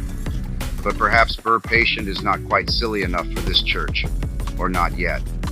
At the other church we have Father Spike. The humans are often puzzled to understand the range of his opinions, why he is one day almost a communist and the next not far from some kind of theocratic fascism, one day a scholastic and the next prepared to deny human reason altogether, one day immersed in politics and the day after declaring that all states of us world are equally under judgment. We of course see the connecting link, which is hatred. The man cannot bring himself to teach anything which is not calculated to mock, grieve, puzzle, or humiliate his parents and their friends. A sermon which such people would accept would be to him as insipid as a poem which they could scan. There is also a promising streak of dishonesty in him. We are teaching him to say the teaching of the church is, when he really means, I'm almost sure I read recently in Maritain or someone of that sort. But I must warn you that he has one fatal defect. He really believes, and this may yet mar all. But there is one good point which both these churches have in common. They are both party churches. I think I warned you before that if your patient can't be kept out of the church, he ought at least to be violently attached to some party within it.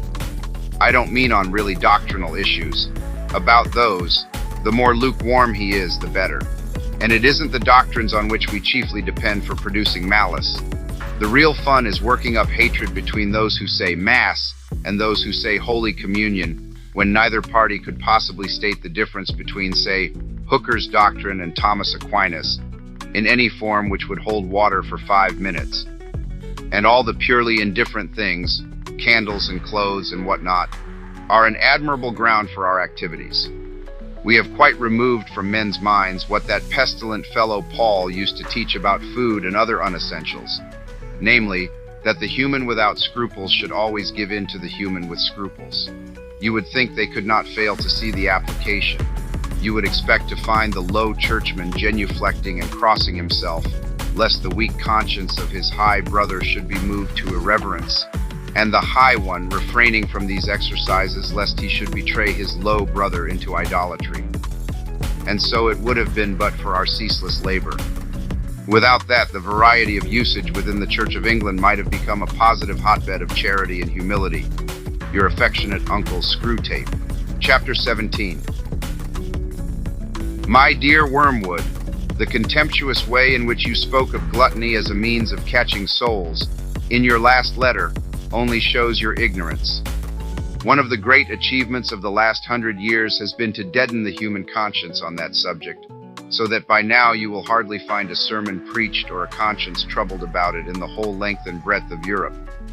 This has largely been effected by concentrating all our efforts on gluttony of delicacy, not gluttony of excess. Your patient's mother, as I learned from the dossier and you might have learned from Glubose, is a good example. She would be astonished, one day I hope will be, to learn that her whole life is enslaved to this kind of sensuality, which is quite concealed from her by the fact that the quantities involved are small. But what do quantities matter, provided we can use a human belly and palate to produce querulousness, impatience, uncharitableness, and self-concern? Glubose has this old woman well in hand. She is a positive terror to hostesses and servants. She is always turning from what has been offered her to say with a demure little sign and a smile, "Oh, please, please, and all I want is a cup of tea, weak but not too weak, and the teeniest weeniest bit of really crisp toast." You see, because what she wants is smaller and less costly than what has been set before her. She never recognizes as gluttony her determination to get what she wants, however troublesome it may be to others. At the very moment of indulging her appetite, she believes that she is practicing temperance. In a crowded restaurant, she gives a little scream at the plate which some overworked waitress has set before her and says, "Oh, that's far, far too much. Take it away and bring me about a quarter of it." If challenged, she would say she was doing this to avoid waste. In reality, she does it because the particular shade of delicacy to which we have enslaved her is offended by the sight of more food than she happens to want. The real value of the quiet, unobtrusive work which Glubose has been doing for years on this old woman can be gauged by the way in which her belly now dominates her whole life. The woman is in what may be called the all-I-want state of mind. All she wants is a cup of tea properly made, or an egg properly boiled, or a slice of bread properly toasted. But she never finds any servant or any friend who can do these simple things properly, because her properly conceals an insatiable demand for the exact and almost impossible palatal pleasures which she imagines she remembers from the past. A past described by her as the days when you could get good servants, but known to us as the days when her senses were more easily pleased, and she had pleasures of other kinds which made her less dependent on those of the table. Meanwhile, the daily disappointment produces daily ill temper. Cooks give notice and friendships are cool. If ever the enemy introduces into her mind a faint suspicion that she is too interested in food, Glubose counters it by suggesting to her that she doesn't mind what she eats herself, but does like to have things nice for her boy. In fact, of course, her greed has been one of the chief sources of his domestic discomfort for many years. Now your patient is his mother's son. While working your hardest quite rightly on other fronts, you must not neglect a little quiet infiltration in respect of gluttony. Being a male, he is not so likely to be caught by the all-I-want camouflage. Males are best, turned into gluttons with the help of their vanity. They ought to be made to think themselves very knowing about food, to pique themselves on having found the only restaurant in the town where steaks are really properly cooked. What begins as vanity can then be gradually turned into habit. But however you approach it, the great thing is to bring him into the state in which the denial of any one indulgence, it matters not which, champagne or tea, Sol Colbert or cigarettes, puts him out, for then his charity, justice, and obedience are all at your mercy. Mere excess in food is much less valuable than delicacy. Its chief use is as a kind of artillery preparation for attacks on chastity. On that, as on every other subject, keep your man in a condition of false spirituality. Never let him notice the medical aspect. Keep him wondering what pride or lack of faith has delivered him into your hands, when a simple inquiry into what he has been eating or drinking for the last 24 hours would show him whence your ammunition comes, and thus enable him by a very little abstinence to imperil your lines of communication. If he must think of the medical side of chastity, feed him the grand lie which we have made the English humans believe, that physical exercise in excess and consequent fatigue are specially favorable to this virtue. How they can believe this, in face of the notorious lustfulness of sailors and soldiers, may well be asked. But we use the schoolmasters to put the story about men who were really interested in chastity as an excuse for games, and therefore recommended games as an aid to chastity. But this whole business is too large to deal with at the tail end of a letter. Your affectionate Uncle Screwtape. Chapter 18. My dear Wormwood, even under Slubgob you must have learned at college the routine technique of sexual temptation. And since, for us spirits, this whole subject is one of considerable tedium, though necessary as part of our training, I will pass it over. But on the larger issues involved, I think you have a good deal to learn. The enemy's demand on humans takes the form of a dilemma, either complete abstinence or unmitigated monogamy. Ever since our father's first great victory, we have rendered the former very difficult to them. The latter, for the last few centuries, we have been closing as a way of escape. We have done this through the poets and novelists by persuading humans that a curious and usually short-lived experience which they call being in love is the only respectable ground for marriage. That marriage can, and ought to, render this excitement permanent, and that a marriage which does not do so is no longer binding. This idea is our parody of an idea that came from the enemy. The whole philosophy of hell rests on recognition of the axiom that one thing is not another thing, and specially that oneself is not another self. My good is my good and your good is yours. What one gains, another loses. Even an inanimate object is what it is by excluding all other objects from the space it occupies. If it expands, it does so by thrusting other objects aside or by absorbing them. A self does the same. With beasts, the absorption takes the form of eating. For us, it means the sucking of will and freedom out of a weaker self into a stronger. To be means to be in competition. Now, the enemy's philosophy is nothing more nor less than one continued attempt to evade this very obvious truth. He aims at a contradiction. Things are to be many, yet somehow also one. The good of oneself is to be the good of another. This impossibility he calls love, and this same monotonous panacea can be detected under all he does and even all he is, or claims to be. Thus, he is not content even himself to be a sheer arithmetical unity. He claims to be three as well as one, in order that this nonsense about love may find a foothold in his own nature. At the other end of the scale, he introduces into matter that obscene invention, the organism, in which the parts are perverted from their natural destiny of competition and made to cooperate. His real motive for fixing on sex as the method of reproduction among humans is only too apparent from the use he has made of it. Sex might have been, from our point of view, quite innocent. It might have been merely one more mode in which a stronger self preyed upon a weaker, as it is indeed among the spiders where the bride concludes her nuptials by eating her groom. But in the humans, the enemy has gratuitously associated affection between the parties with sexual desire. He has also made the offspring dependent on the parents and given the parents an impulse to support it, thus producing the family, which is like the organism, only worse, for the members are more distinct, yet also united in a more conscious and responsible way. The whole thing, in fact, turns out to be simply one more device for dragging in love. Now comes the joke. The enemy described a married couple as one flesh. He did not lay a happily married couple, or a couple who married because they were in love. But you can make the humans ignore that. You can also make them forget that the man they call Paul did not confine it to married couples. Mere copulation for him makes one flesh. You can thus get the humans to accept as rhetorical eulogies of being in love what were in fact plain descriptions of the real significance of sexual intercourse. The truth is that wherever a man lies with a woman, there, whether they like it or not, a transcendental relation is set up between them, which must be eternally enjoyed or eternally endured. From the true statement that this transcendental relation was intended to produce, and if obediently entered into, too often will produce, affection and the family, humans can be made to infer the false belief that the blend of affection, fear, and desire which they call being in love is the only thing that makes marriage either happy or holy. The error is easy to produce because being in love does very often in Western Europe precede marriages which are made in obedience to the enemy's designs, that is, with the intention of fidelity, fertility, and goodwill.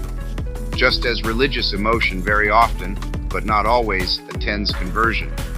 In other words, the humans are to be encouraged to regard as the basis for marriage a highly colored and distorted version of something the enemy really promises as its result. Two advantages follow.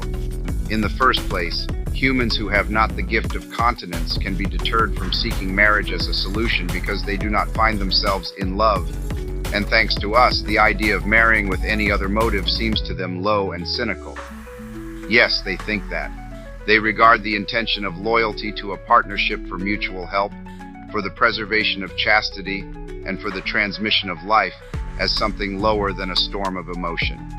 Don't neglect to make your man think the marriage service very offensive.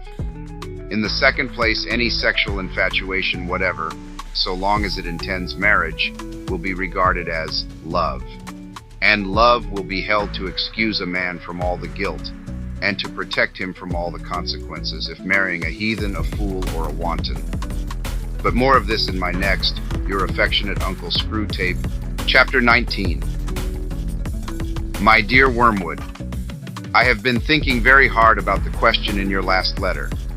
If, as I have clearly shown, all selves are by their very nature in competition, and therefore the enemy's idea of love is a contradiction in terms, what becomes of my reiterated warning that he really loves the human vermin, and really desires their freedom and continued existence.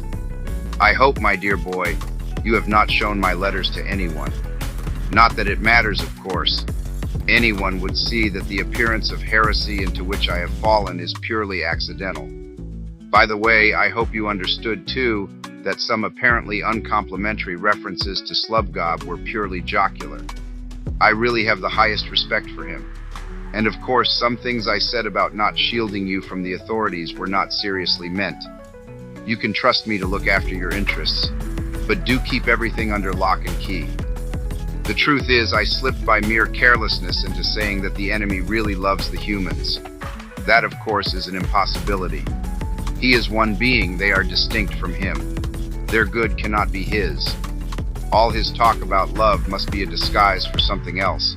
He must have some real motive for creating them and taking so much trouble about them. The reason one comes to talk as if he really had this impossible love is our utter failure to out that real motive. What does he stand to make out of them? That is the insoluble question. I do not see that it can do any harm to tell you that this very problem was a chief cause of our father's quarrel with the enemy. When the creation of man was first mooted, and when, even at that stage, the enemy freely confessed that he foresaw a certain episode about a cross, our father very naturally sought an interview and asked for an explanation. The enemy gave no reply except to produce the cock and bull story about disinterested love, which he has been circulating ever since. This our father naturally could not accept. He implored the enemy to lay his cards on the table and gave him every opportunity. He admitted that he felt a real anxiety to know the secret. The enemy replied, "I wish with all my heart that you did."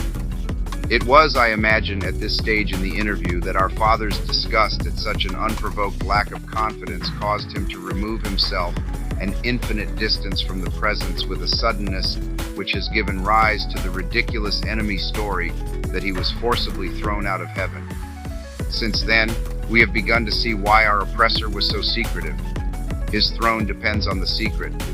Members of his faction have frequently admitted that if ever we came to understand what he means by love, the war would be over and we should re-enter heaven. And there lies the great task. We know that he cannot really love. Nobody can. It doesn't make sense. If we could only find out what he is really up to. Hypothesis after hypothesis has been tried, and still we can't find out. Yet we must never lose hope. More and more complicated theories, fuller and fuller collections of data, richer rewards for researchers who make progress, more and more terrible punishments for those who fail. All this, pursued and accelerated to the very end of time, cannot surely fail to succeed. You complain that my last letter does not make it clear whether I regard being in love as a desirable state for a human or not. But really, Wormwood, that is the sort of question one expects them to ask. Leave them to discuss whether love, or patriotism, or celibacy, or candles on altars, or teetotalism, or education are good or bad. Can't you see there's no answer? Nothing matters at all except the tendency of a given state of mind, in given circumstances, to move a particular patient at particular moment nearer to the enemy or nearer to us. Thus, it would be quite a good thing to make the patient decide that love is good or bad. If he is an arrogant man with a contempt for the body really based on delicacy but mistaken by him for purity, and one who takes pleasure in flouting what most if his fellows approve, by all means let him decide against love. Instill into him an overweening asceticism, and then, when you have separated his sexuality from all that might humanize it, weigh in on him with it in some much more brutal and cynical form. If, on the other hand, he is an emotional, gullible man, feed him on minor poets and fifth-rate novelists of the old school until you have made him believe that love is both irresistible and somehow intrinsically meritorious. This belief is not much help, I grant you, in producing casual unchastity, but it is an incomparable recipe for prolonged, noble, romantic, tragic adulteries, ending, if all goes well, in murders and suicides.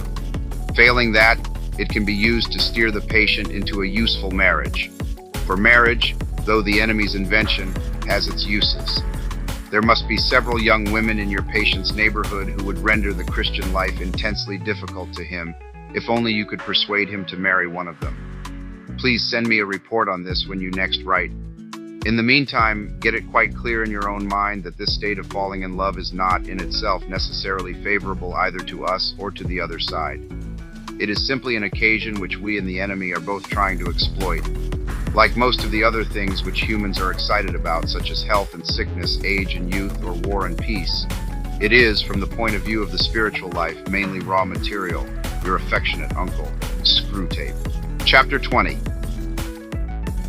My dear Wormwood, I note with great displeasure that the enemy has, for the time being, put a forcible end to your direct attacks on the patient's chastity.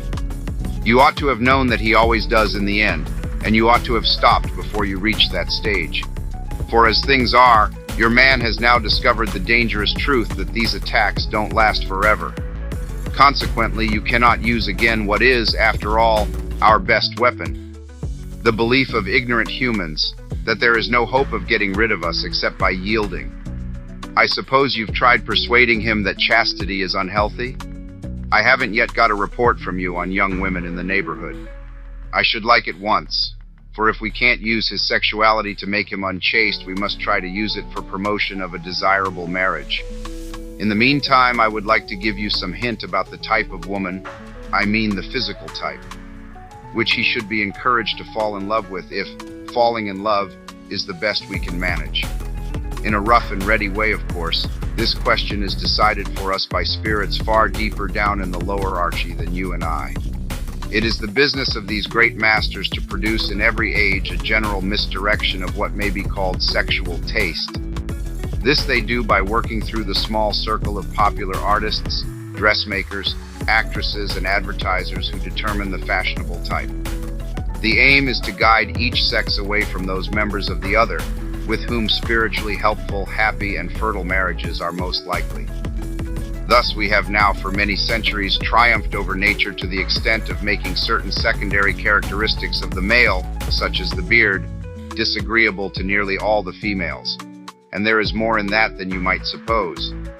As regards the male taste, we have varied a good deal.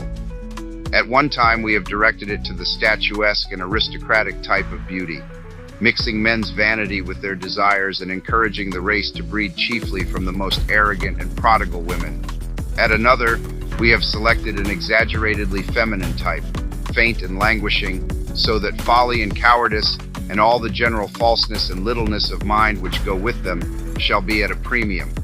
At present, we are on the opposite tack. The age of jazz has succeeded the age of the waltz, and we now teach men to like women whose bodies are scarcely distinguishable from those of boys. Since this is a kind of beauty even more transitory than most, we thus aggravate the female's chronic horror of growing old, with many excellent results, and render her less willing and less able to bear children. And that is not all. We have engineered a great increase in the license which society allows to the representation of the apparent nude, not the real nude, in art, and its exhibition on the stage or the bathing beach. It is all a fake, of course. The figures in the popular art are falsely drawn. The real women in bathing suits or tights are actually pinched in and propped up to make them appear firmer and more slender and more boyish than nature allows a full-grown woman to be. Yet at the same time, the modern world is taught to believe that it is being frank and healthy and getting back to nature. As a result, we are more and more directing the desires of men to something which does not exist, making the ratio circle of the eye in sexuality more and more important, and at the same time making its demands more and more impossible. What follows you can easily forecast. Pat is the general strategy of the moment. But inside that framework, you will still find it possible to encourage your patient's desires in one of two directions.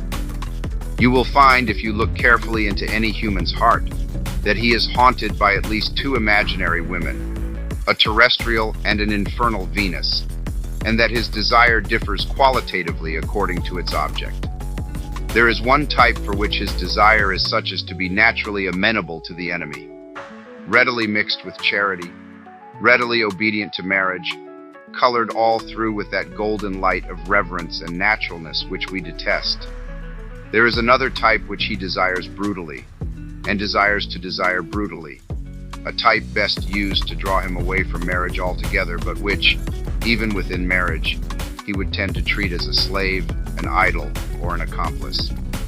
His love for the first might involve what the enemy calls evil, but only accidentally. The man would wish that she was not someone else's wife and be sorry that he could not love her lawfully. But in the second type, the felt evil is what he wants. It is that tang in the flavor which he is after. In the face, it is the visible animality, or sulkiness, or craft, or cruelty which he likes, and in the body, something quite different from what he ordinarily calls beauty, something he may even, in a sane hour, describe as ugliness, but which, by our art, can be made to play on the raw nerve of his private obsession. The real use of the infernal Venus is, no doubt, as prostitute or mistress.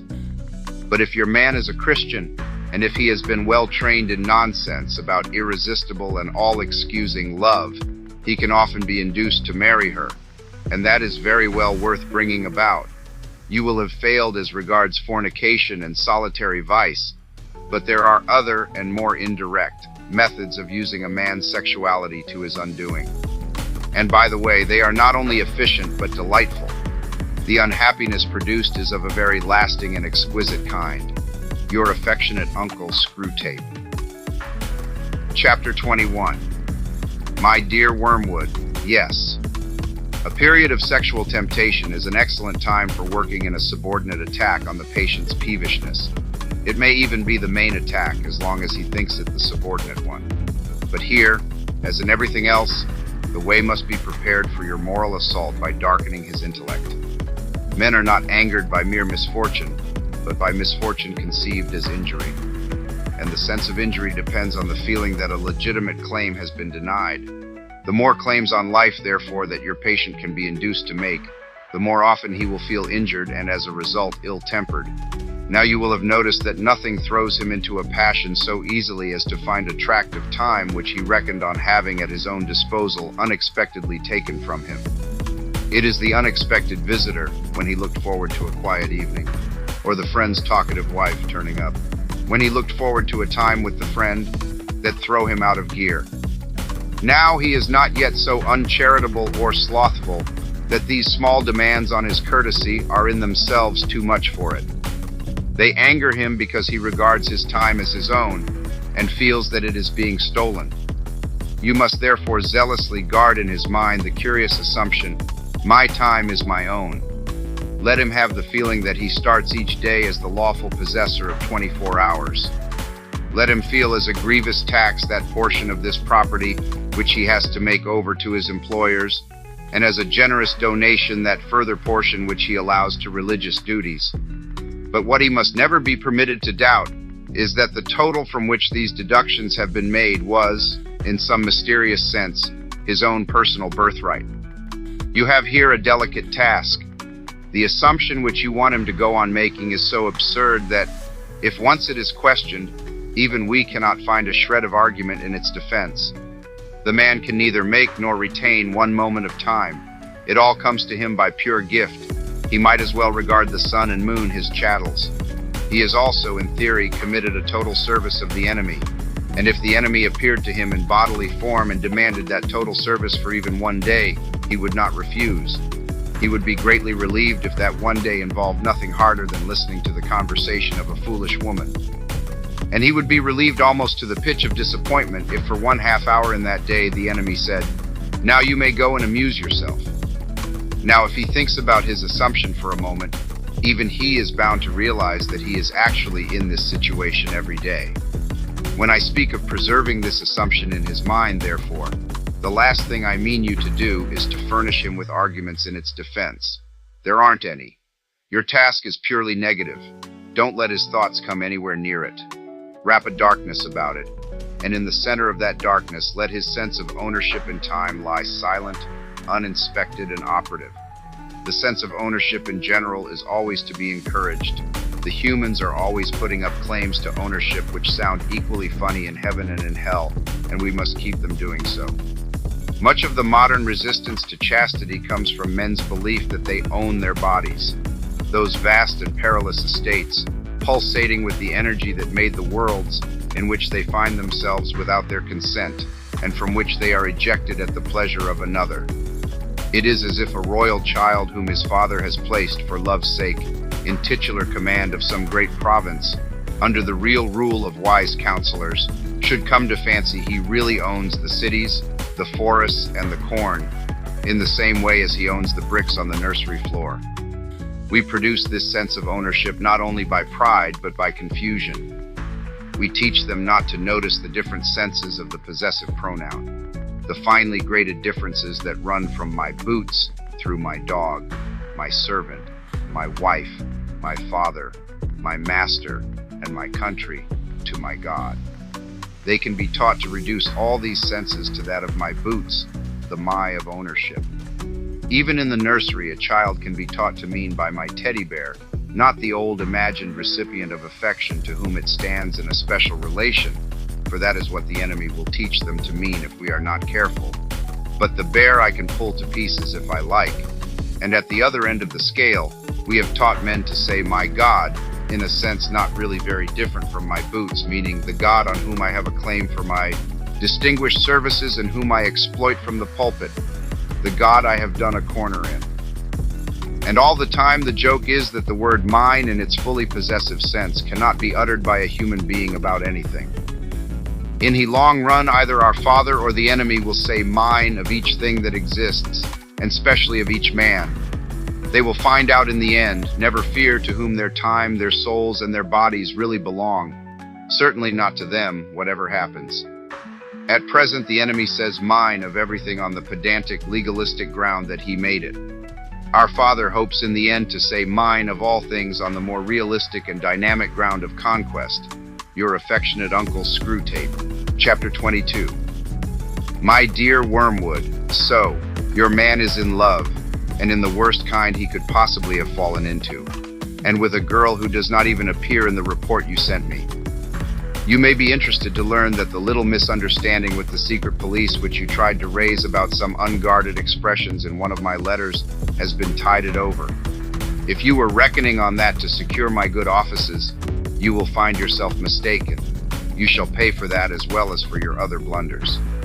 Meanwhile, I enclose a little booklet just issued on the new House of Correction for Incompetent Tempters. It is profusely illustrated, and you will not find a dull page in it. I have looked up this girl's dossier and am horrified at what I find. Not only a Christian, but such a Christian.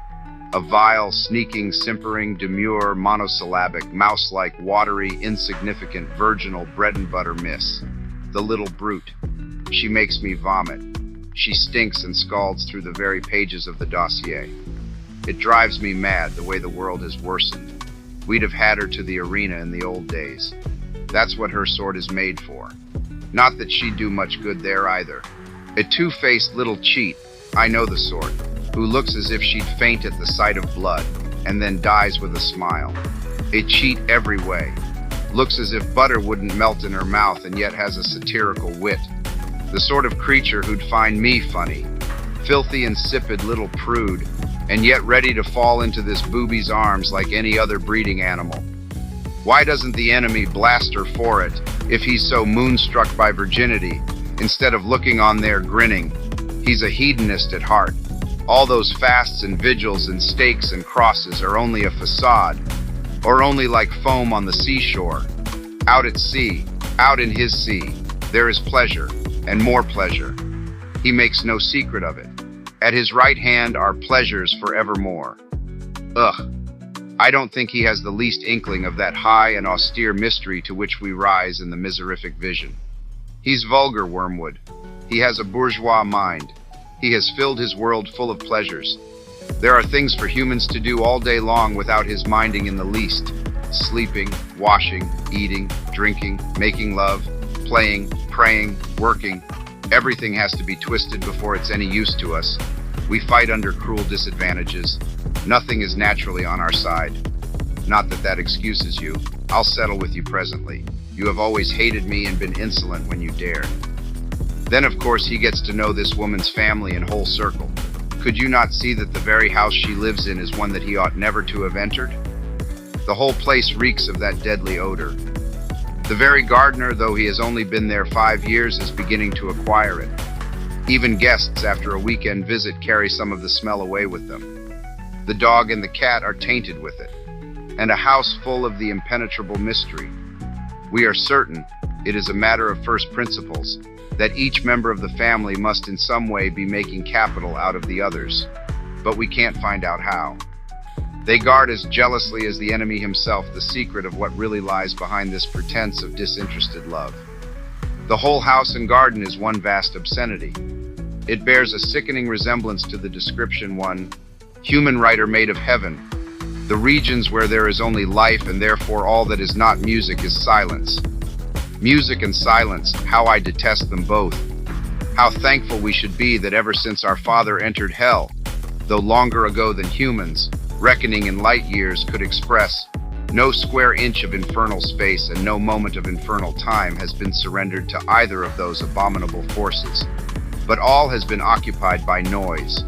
Noise, the grand dynamism, the audible expression of all that is exultant, ruthless, and virile. Noise which alone defends us from silly qualms, despairing scruples, and impossible desires. We will make the whole universe a noise in the end. We have already made great strides in this direction as regards the earth. The melodies and silences of heaven will be shouted down in the end. But I admit we are not yet loud enough or anything like it. Research is in progress. Meanwhile, you, disgusting little... Here the MS breaks off and is resumed in a different hand. In the heat of composition, I find that I have inadvertently allowed myself to assume the form of a large centipede. I am accordingly dictating the rest to my secretary. Now that the transformation is complete, I recognize it as a periodical phenomenon. Some rumor of it has reached the humans, and a distorted account of it appears in the poet Milton, with the ridiculous addition that such changes of shape are a punishment imposed on us by the enemy.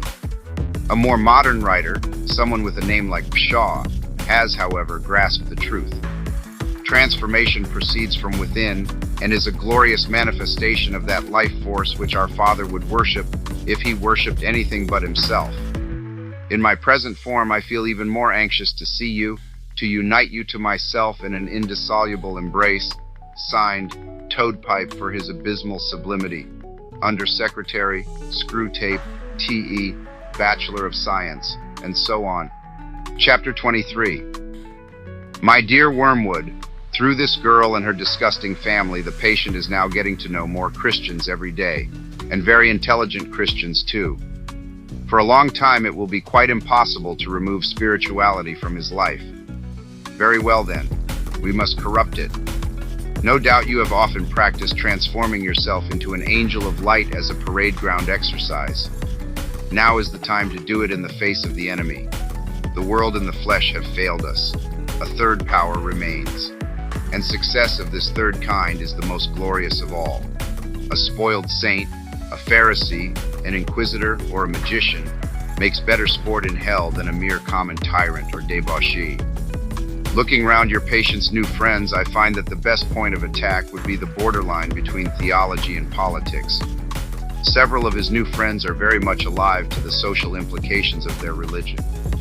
That in itself is a bad thing, but good can be made out of it. You will find that a good many Christian political writers think that Christianity began going wrong and departing from the doctrine of its founder at a very early stage. Now this idea must be used by us to encourage once again the conception of a historical Jesus, to be found by clearing away later accretions and perversions, and then to be contrasted with the whole Christian tradition. In the last generation, we promoted the construction of such a historical Jesus on liberal and humanitarian lines. We are now putting forward a new historical Jesus on Marxian, catastrophic, and revolutionary lines. The advantages of these constructions, which we intend to change every 30 years or so, are manifold. In the first place, they all tend to direct men's devotion to something which does not exist, for each historical Jesus is unhistorical.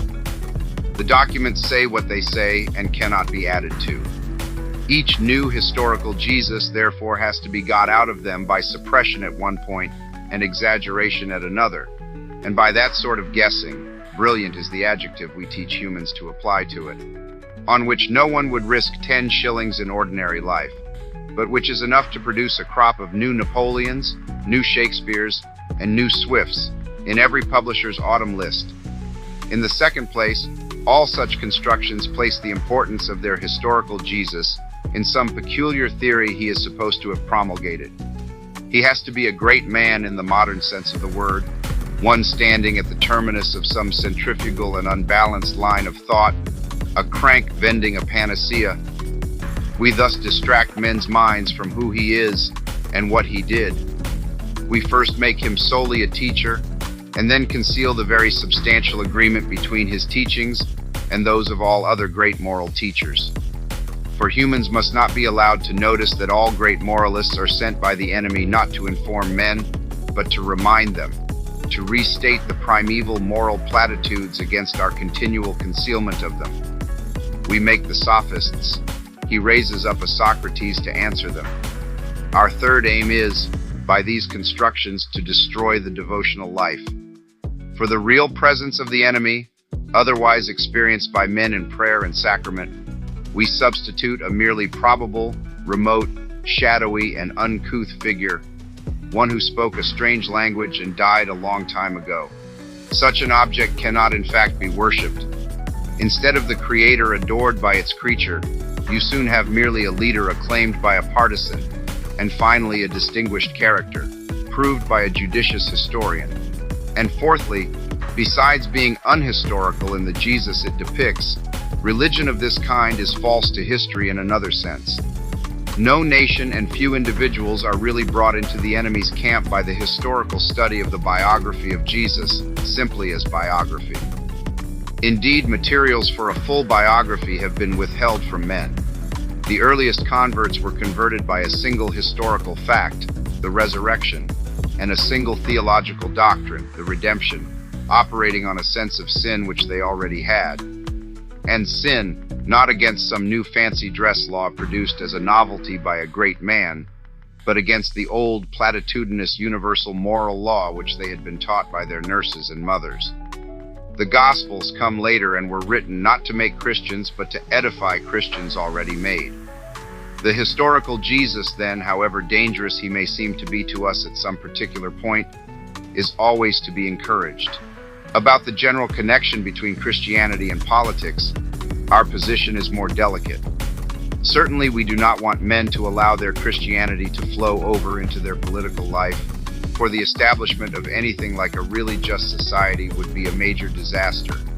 On the other hand, we do want, and want very much, to make men treat Christianity as a means. Preferably, of course, as a means to their own advancement, but failing that, as a means to anything, even to social justice. The thing to do is to get a man at first to value social justice as a thing which the enemy demands, and then work him on to the stage at which he values Christianity, because it may produce social justice. For the enemy will not be used as a convenience. Men or nations who think they can revive the faith in order to make a good society might just as well think they can use the stairs of heaven as a shortcut to the nearest chemist's shop. Fortunately, it is quite easy to coax humans round this little corner. Only today I have found a passage in a Christian writer where he recommends his own version of Christianity on the ground that only such a faith can outlast the death of old cultures and the birth of new civilizations. You see the little rift? Believe this, not because it is true, but for some other reason. That's the game, your affectionate Uncle Screwtape. Chapter 24. My dear Wormwood, I have been in correspondence with Slum Trimpet, who is in charge of your patient's young woman, and begin to see the chink in her armor. It is an unobtrusive little vice which she shares with nearly all women who have grown up in an intelligent circle united by a clearly defined belief. And it consists in a quite untroubled assumption that the outsiders who do not share this belief are really too stupid and ridiculous. The males who habitually meet these outsiders do not feel that way. Their confidence, if they are confident, is of a different kind. Hers, which she supposes to be due to faith, is in reality largely due to the mere color she has taken from her surroundings.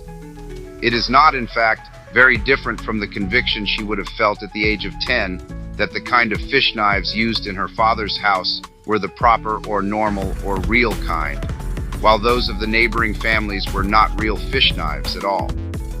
Now, the element of ignorance and naivety in all this is so large, and the element of spiritual pride so small, that it gives us little hope of the girl herself. But have you thought of how it can be made to influence your own patient? It is always the novice who exaggerates. The man who has risen in society is over-refined. The young scholar is pedantic. In this new circle, your patient is a novice. He is there daily meeting Christian life of a quality he never before imagined, and seeing it all through an enchanted glass because he is in love. He is anxious, indeed the enemy commands him, to imitate this quality. Can you get him to imitate this defect in his mistress, and to exaggerate it until what was venial in her becomes in him the strongest and most beautiful of the vices, spiritual pride? The conditions seem ideally favorable. The new circle in which he finds himself is one of which he is tempted to be proud for many reasons other than its Christianity. It is a better educated, more intelligent, more agreeable society than any he has yet encountered. He is also under some degree of illusion as to his own place in it. Under the influence of love, he may still think himself unworthy of the girl, but he is rapidly ceasing to think himself unworthy of the others. He has no notion how much in him is forgiven because they are charitable and made the best of because he is now one of the family. He does not dream how much of his conversation, how many of his opinions are recognized by them all as mere echoes of their own. Still less does he suspect how much of the delight he takes in these people is due to the erotic enchantment which the girl, for him, spreads over all her surroundings. He thinks that he likes their talk and way of life because of some congruity between their spiritual state and his, when in fact they are so far beyond him that if he were not in love, he would be merely puzzled and repelled by much which he now accepts.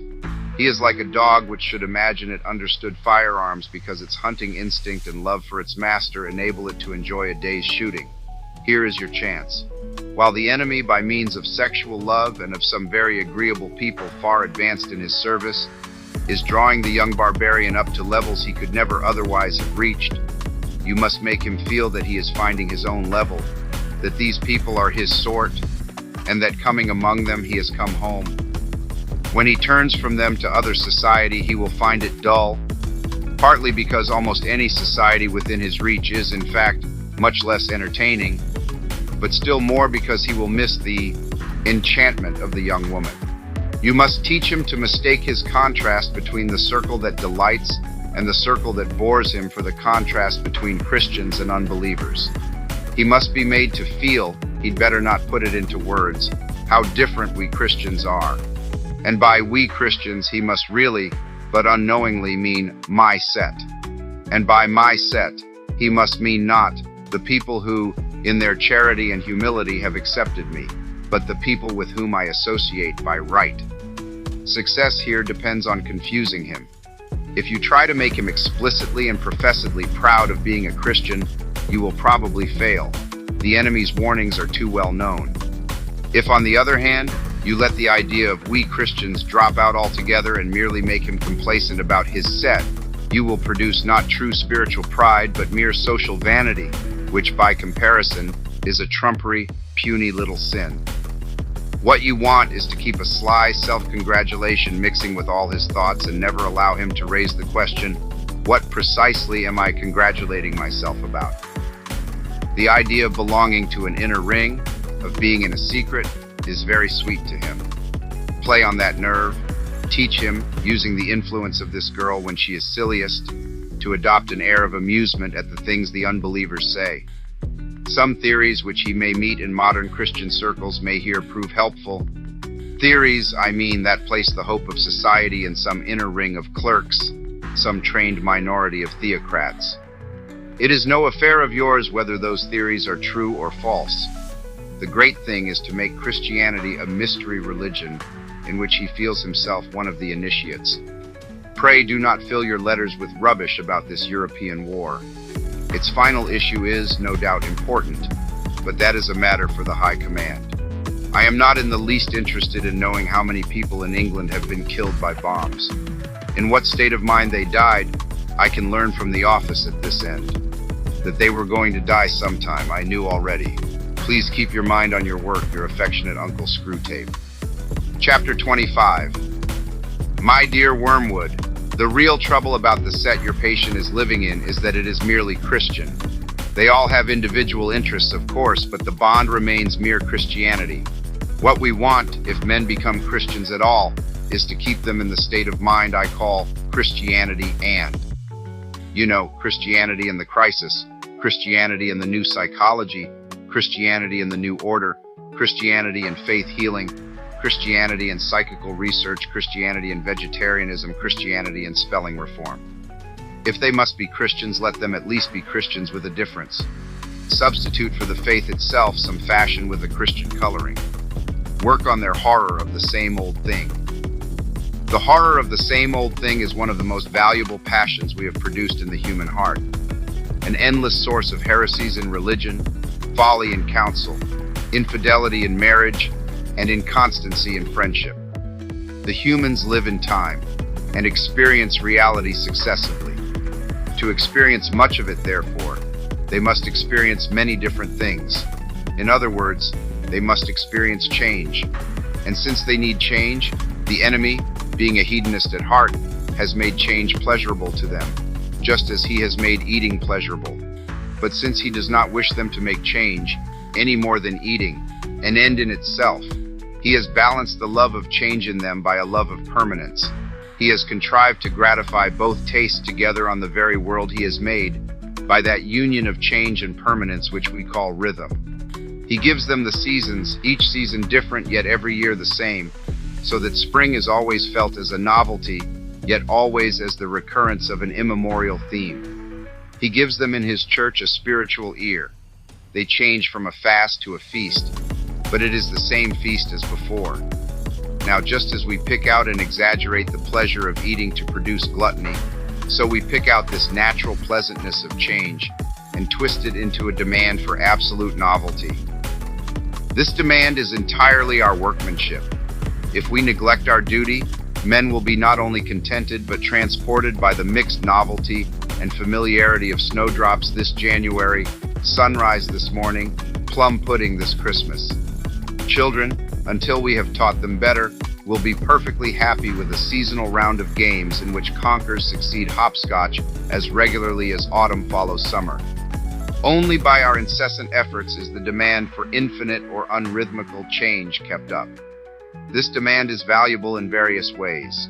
In the first place, it diminishes pleasure while increasing desire. The pleasure of novelty is by its very nature more subject than any other to the law of diminishing returns. And continued novelty costs money, so that the desire for it spells avarice or unhappiness or both.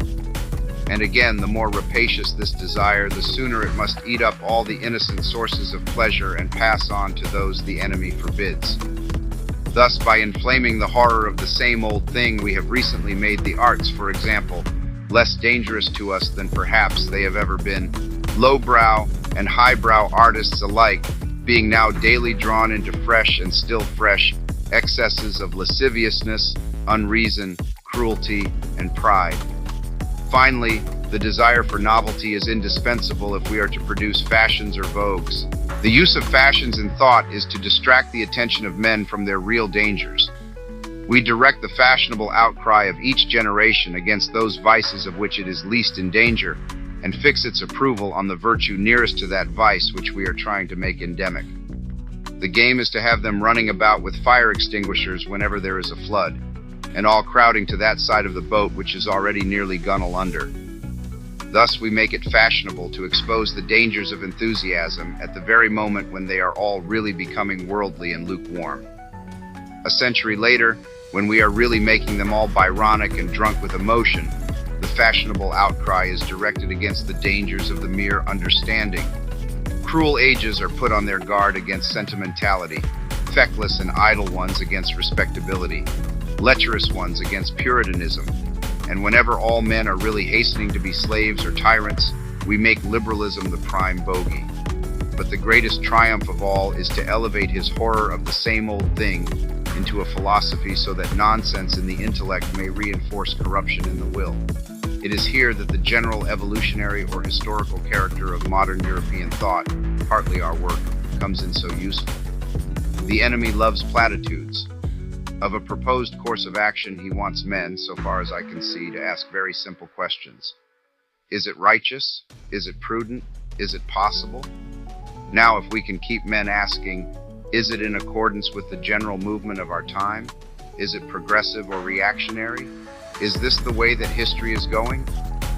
They will neglect the relevant questions, and the questions they do ask are, of course, unanswerable, for they do not know the future, and what the future will be depends very largely on just those choices which they now invoke the future to help them to make.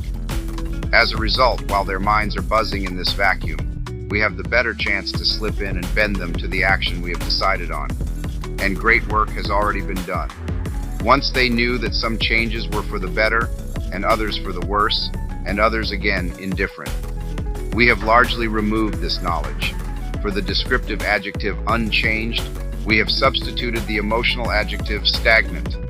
We have trained them to think of the future as a promised land which favored heroes attain, not as something which everyone reaches at the rate of 60 minutes an hour. Whatever he does, whoever he is, your affectionate Uncle Screwtape. Chapter 26. My dear Wormwood, yes, courtship is the time for sowing those seeds which will grow up 10 years later into domestic hatred. The enchantment of unsatisfied desire produces results which the humans can be made to mistake for the results of charity. Avail yourself of the ambiguity in the word love. Let them think they have solved by love problems they have in fact only waived or postponed under the influence of the enchantment.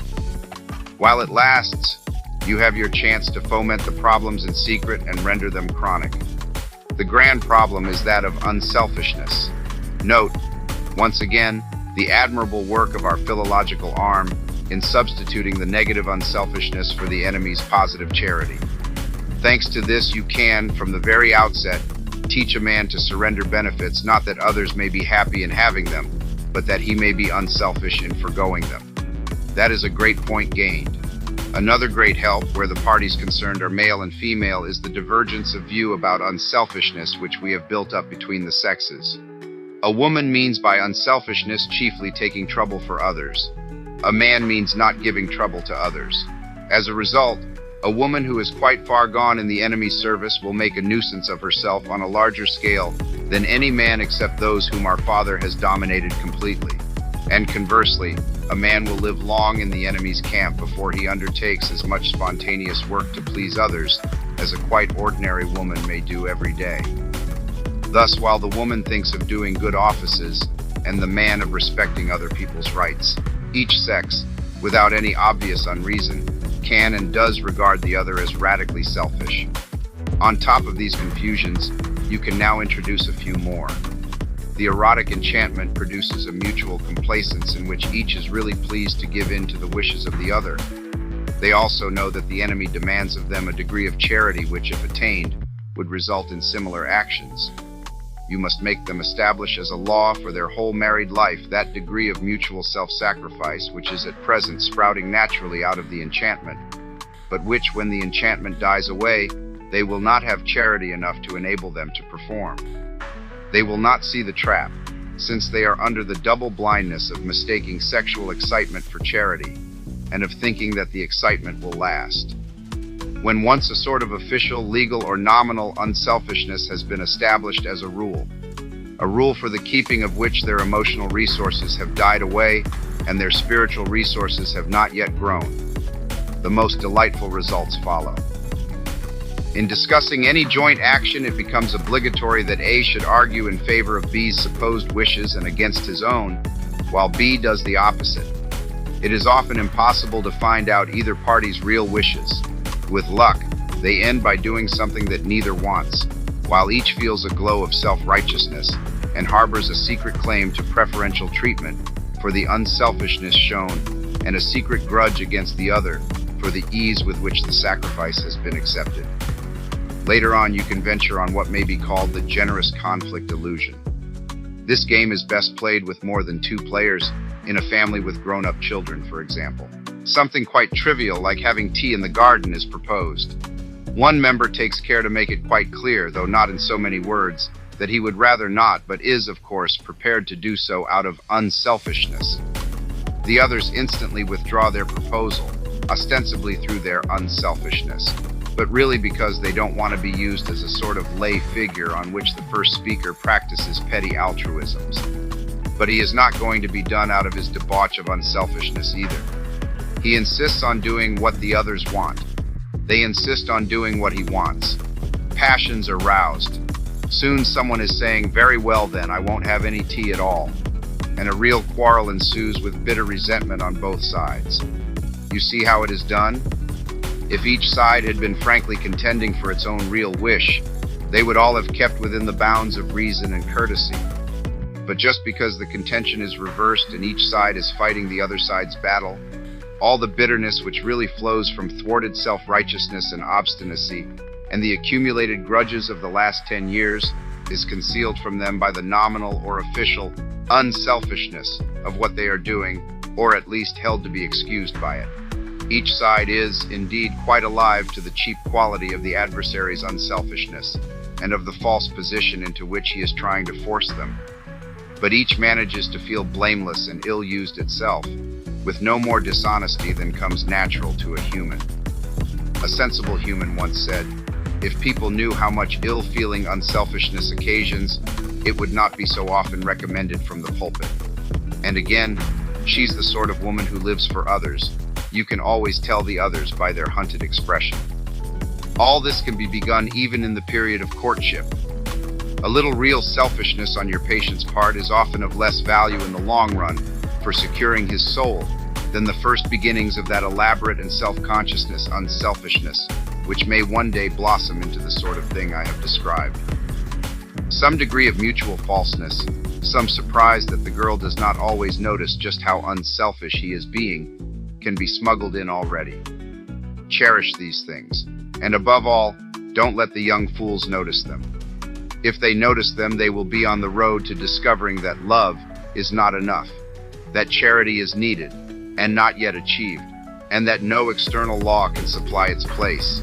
I wish Slum Trimpet could do something about undermining that young woman's sense of the ridiculous Your Affectionate Uncle Screwtape. Chapter 27.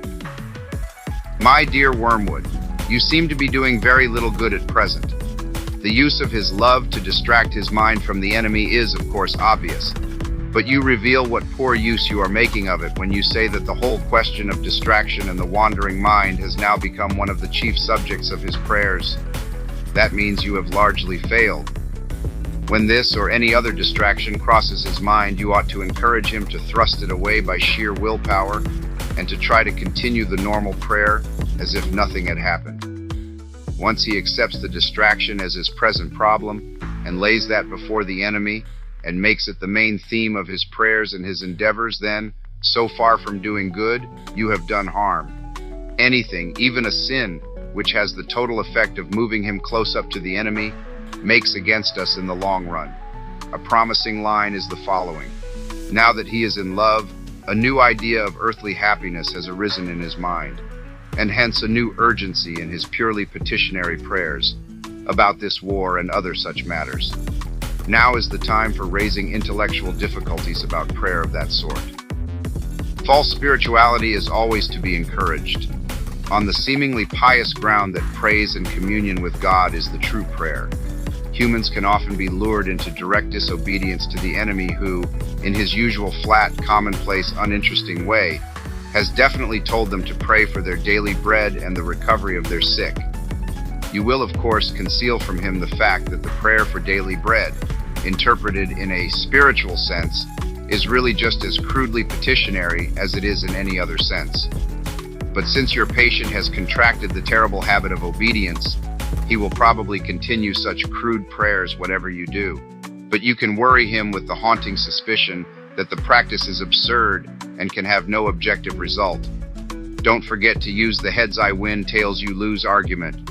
If the thing he prays for doesn't happen, then that is one more proof that petitionary prayers don't work. If it does happen, he will of course be able to see some of the physical causes which led up to it, and therefore it would have happened anyway. And thus a granted prayer becomes just as good a proof as a denied one that prayers are ineffective. You, being a spirit, will find it difficult to understand how he gets into this confusion. But you must remember that he takes time for an ultimate reality. He supposes that the enemy, like himself, sees some things as present, remembers others as past, and anticipates others as future. Or even if he believes that the enemy does not see things that way. Yet, in his heart of hearts, he regards this as a peculiarity of the enemy's mode of perception. He doesn't really think, though he would say he did, that things as the enemy sees them are things as they are. If you tried to explain to him that men's prayers today are one of the innumerable coordinates with which the enemy harmonizes the weather of tomorrow, he would reply that then the enemy always knew men were going to make those prayers, and if so, they did not pray freely but were predestined to do so. And he would add that the weather on a given day can be traced back through its causes to the original creation of matter itself, so that the whole thing, both on the human and on the material side, is given from the word go. What he ought to say, of course, is obvious to us, that the problem of adapting the particular weather to the particular prayers is merely the appearance, at 2 points in his temporal mode of perception, of the total problem of adapting the whole spiritual universe to the whole corporeal universe. That creation in its entirety operates at every point of space and time, or rather that their kind of consciousness forces them to encounter the whole, self-consistent creative act as a series of successive events. Why that creative act leaves room for their free will is the problem of problems, the secret behind the enemy's nonsense about love. How it does so is no problem at all, for the enemy does not foresee the humans making their free contributions in a future, but sees them doing so in his unbounded now. And obviously, to watch a man doing something is not to make him do it. It may be replied that some meddlesome human writers, notably Boethius, have let this secret out. But in the intellectual climate which we have at last succeeded in producing throughout Western Europe, you needn't bother about that. Only the learned read old books, and we have now so dealt with the learned that they are of all men the least likely to acquire wisdom by doing so. We have done this by inculcating the historical point of view. The historical point of view, put briefly, means that when a learned man is presented with any statement in an ancient author, the one question he never asks is whether it is true. He asks who influenced the ancient writer, and how far the statement is consistent with what he said in other books, and what phase in the writer's development, or in the general history of thought, it illustrates, and how it affected later writers, and how often it has been misunderstood, especially by the learned man's own colleagues, and what the general course of criticism on it has been for the last 10 years, and what is the present state of the question. To regard the ancient writer as a possible source of knowledge, to anticipate that what he said could possibly modify your thoughts or your behavior, this would be rejected as unutterably simple-minded. And since we cannot deceive the whole human race all the time, it is most important thus to cut every generation off from all others. For where learning makes a free commerce between the ages, there is always the danger that the characteristic errors of one may be corrected by the characteristic truths of another. But thanks be to our Father and the historical point of view, great scholars are now as little nourished by the past as the most ignorant mechanic who holds that history is bunk, your affectionate Uncle Screwtape. Chapter 28. My dear Wormwood, when I told you not to fill your letters with rubbish about the war, I meant, of course, that I did not want to have your rather infantile rhapsodies about the death of men and the destruction of cities. Insofar as the war really concerns the spiritual state of the patient, I naturally want full reports. And on this aspect you seem singularly obtuse. Thus you tell me, with glee, that there is reason to expect heavy air raids on the town where the creature lives. This is a crying example of something I have complained about already. Your readiness to forget the main point in your immediate enjoyment of human suffering. Do you not know that bombs kill men? Or do you not realize that the patient's death at this moment is precisely what we want to avoid? He has escaped the worldly friends with whom you tried to entangle him. He has fallen in love with a very Christian woman and is temporarily immune from your attacks on his chastity. And the various methods of corrupting his spiritual life which we have been trying are so far unsuccessful. At the present moment, as the full impact of the war draws nearer and his worldly hopes take a proportionately lower place in his mind, full of his defense work, full of the girl, forced to attend to his neighbors more than he has ever done before and liking it more than he expected, taken out of himself, as the humans say, and daily increasing in conscious dependence on the enemy, he will almost certainly be lost to us if he is killed tonight. This is so obvious that I am ashamed to write it. I sometimes wonder if you young fiends are not kept out on temptation duty too long at a time. If you are not in some danger of becoming infected by the sentiments and values of the humans among whom you work. They, of course, do tend to regard death as the prime evil and survival as the greatest good. But that is because we have taught them to do so. Do not let us be infected by our own propaganda. I know it seems strange that your chief aim at the moment should be the very same thing for which the patient's lover and his mother are praying, namely his bodily safety. But so it is. You should be guarding him like the apple of your eye. If he dies now, you lose him. If he survives the war, there is always hope. The enemy has guarded him from you through the first great wave of temptations. But if only he can be kept alive, you have time itself for your ally. The long, dull, monotonous years of middle-aged prosperity or middle-aged adversity are excellent campaigning weather. You see, it is so hard for these creatures to persevere. The routine of adversity, the gradual decay of youthful loves and youthful hopes, the quiet despair, hardly felt as pain, of ever overcoming the chronic temptations with which we have again and again defeated them, the drabness which we create in their lives and the inarticulate resentment with which we teach them to respond to it, all this provides admirable opportunities of wearing out a soul by attrition.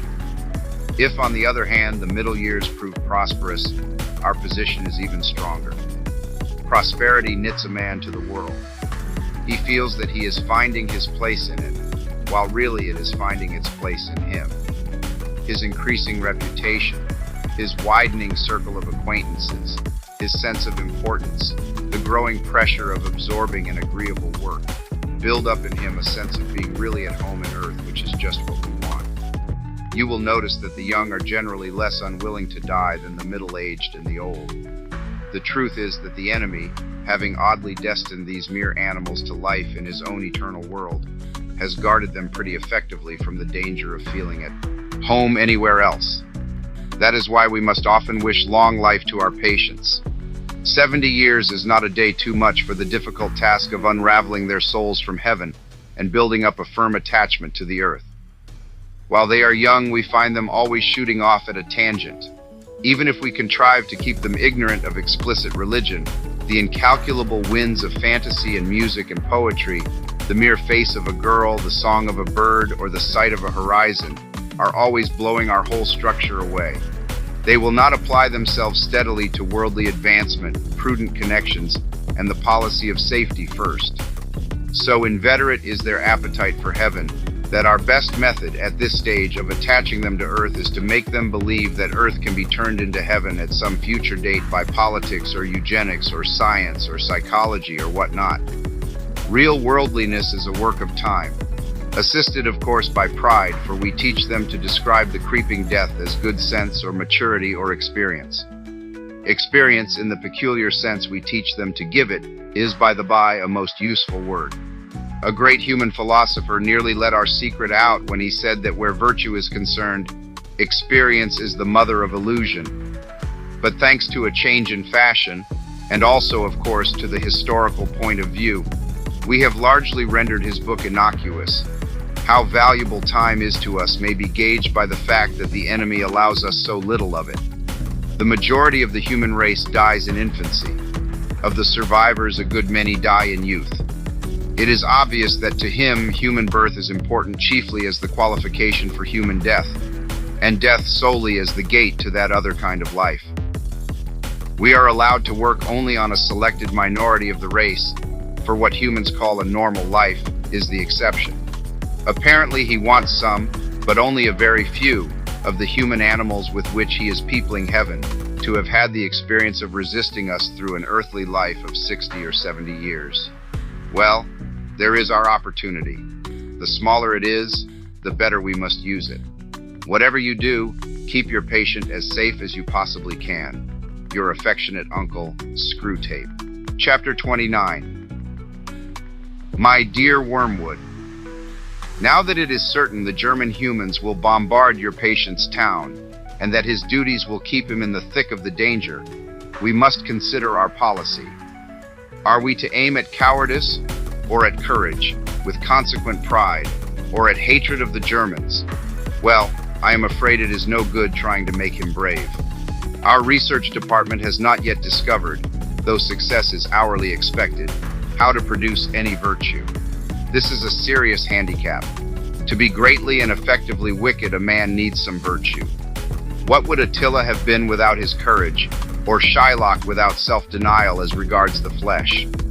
But as we cannot supply these qualities ourselves, we can only use them as supplied by the enemy, and this means leaving him a kind of foothold in those men whom, otherwise, we have made most securely our own. A very unsatisfactory arrangement, but I trust we shall one day learn to do better. Hatred we can manage. The tension of human nerves during noise, danger, and fatigue makes them prone to any violent emotion, and it is only a question of guiding this susceptibility into the right channels. If conscience resists, muddle him.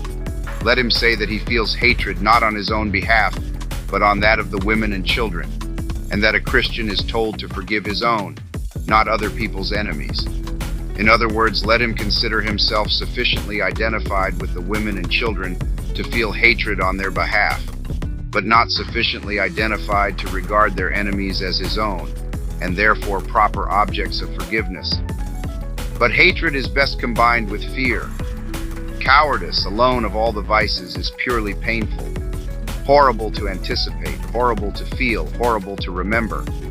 Hatred has its pleasures. It is therefore often the compensation by which a frightened man reimburses himself for the miseries of fear.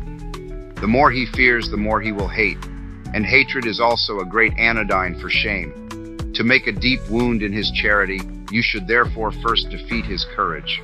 Now this is a ticklish business. We have made men proud of most vices, but not of cowardice. Whenever we have almost succeeded in doing so, the enemy permits a war or an earthquake or some other calamity, and at once courage becomes so obviously lovely and important even in human eyes that all our work is undone, and there is still at least one vice of which they feel genuine shame. The danger of inducing cowardice in our patients, therefore, is lest we produce real self-knowledge and self-loathing with consequent repentance and humility. And in fact, in the last war, thousands of humans, by discovering their own cowardice, discovered the whole moral world for the first time. In peace, we can make many of them ignore good and evil entirely. In danger, the issue is forced upon them in a guise to which even we cannot blind them. There is here a cruel dilemma before us. If we promoted justice and charity among men, we should be playing directly into the enemy's hands. But if we guide them to the opposite behavior, this sooner or later produces, for he permits it to, produce a war or a revolution. And the undisguisable issue of cowardice or courage awakes thousands of men from moral stupor. This indeed is probably one of the enemy's motives for creating a dangerous world, a world in which moral issues really come to the point. He sees as well as you do that courage is not simply one of the virtues, but the form of every virtue at the testing point, which means at the point of highest reality.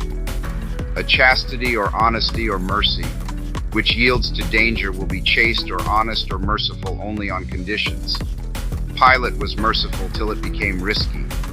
It is therefore possible to lose as much as we gain by making your man a coward. He may learn too much about himself. There is, of course, always the chance, not of chloroforming the shame, but of aggravating it and producing despair. This would be a great triumph. It would show that he had believed in and accepted the enemy's forgiveness of his other sins only because he himself did not fully feel their sinfulness.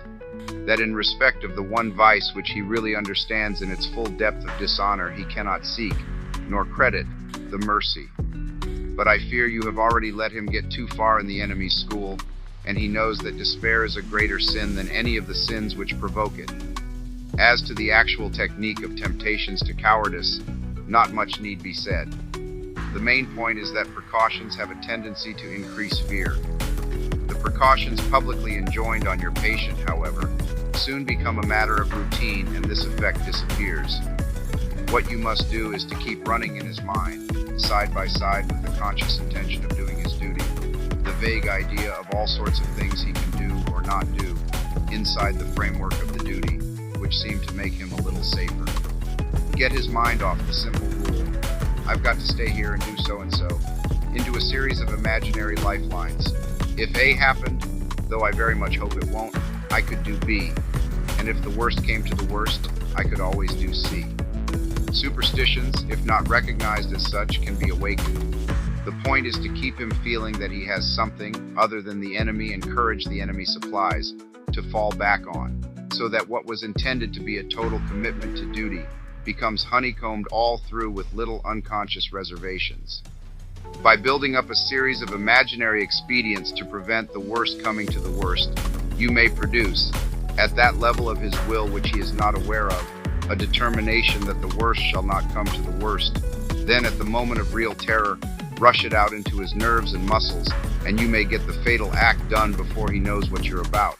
For remember, the act of cowardice is all that matters. The emotion of fear is, in itself, no sin, and though we enjoy it, does us no good. Your affectionate uncle, Screwtape. Chapter 30. My dear Wormwood, I sometimes wonder whether you think you have been sent into the world for your own amusement. I gather not from your miserably inadequate report, but from that of the infernal police, that the patient's behavior during the first raid has been the worst possible.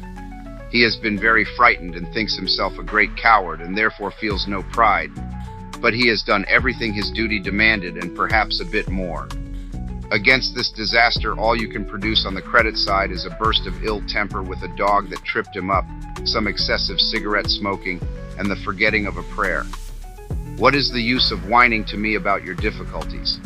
If you are proceeding on the enemy's idea of justice and suggesting that your opportunities and intentions should be taken into account, then I am not sure that a charge of heresy does not lie against you. At any rate, you will soon find that the justice of hell is purely realistic and concerned only with results. Bring us back food or be food yourself. The only constructive passage in your letter is where you say that you still expect good results from the patient's fatigue. That is well enough, but it won't fall into your hands. Fatigue can produce extreme gentleness and quiet of mind, and even something like vision.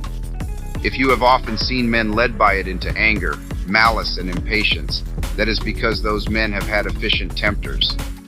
The paradoxical thing is that moderate fatigue is a better soil for peevishness than absolute exhaustion. This depends partly on physical causes, but partly on something else. It is not fatigue simply as such that produces the anger, but unexpected demands on a man already tired. Whatever men expect, they soon come to think they have a right to. The sense of disappointment can, with very little skill on our part, be turned into a sense of injury. It is after men have given in to the irremediable, after they have despaired of relief and ceased to think even a half hour ahead, that the dangers of humbled and gentle weariness begin. To produce the best results from the patient's fatigue, therefore, you must feed him with false hopes. Put into his mind plausible reasons for believing that the air raid will not be repeated. Keep him comforting himself with the thought of how much he will enjoy his bed next night. Exaggerate the weariness by making him think it will soon be over. For men usually feel that a strain could have been endured no longer at the very moment when it is ending, or when they think it is ending. In this, as in the problem of cowardice, the thing to avoid is the total commitment. Whatever he says, let his inner resolution be not to bear whatever comes to him, but to bear it for a reasonable period, and let the reasonable period be shorter than the trial is likely to last. It need not be much shorter. In attacks on patience, chastity, and fortitude, the fun is to make the man yield just when, had he but known it, relief was almost in sight. I do not know whether he is likely to meet the girl under conditions of strain or not. If he does, make full use of the fact that up to a certain point, fatigue makes women talk more and men talk less. Much secret resentment even between lovers can be raised from this. Probably the scenes he is now witnessing will not provide material for an intellectual attack on his faith. Your previous failures have put that out of your power. But there is a sort of attack on the emotions which can still be tried. it turns on making him feel, when first he sees human remains plastered on a wall, that this is what the world is really like, and that all his religion has been a fantasy. You will notice that we have got them completely fogged about the meaning of the word real. They tell each other of some great spiritual experience. All that really happened was that you heard some music in a lighted building. Here, real means the bare physical facts, separated from the other elements in the experience they actually had. On the other hand, they will also say, it's all very well discussing that high dive as you sit here in an armchair, but wait till you get up there and see what it's really like.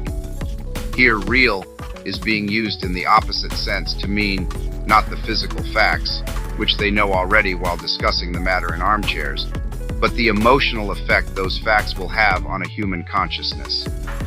Either application of the word could be defended, but our business is to keep the two going at once so that the emotional value of the word real can be placed now on one side of the account, now on the other, as it happens to suit us. The general rule, which we have now pretty well established among them, is that in all experiences which can make them happier or better, only the physical facts are real, while the spiritual elements are subjective. In all experiences which can discourage or corrupt them, the spiritual elements are the main reality, and to ignore them is to be an escapist.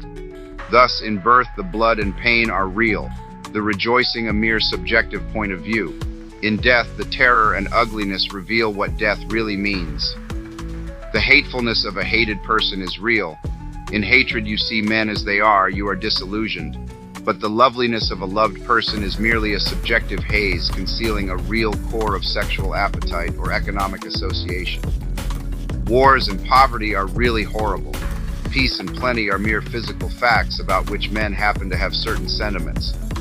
The creatures are always accusing one another of wanting to cat the cake and have it.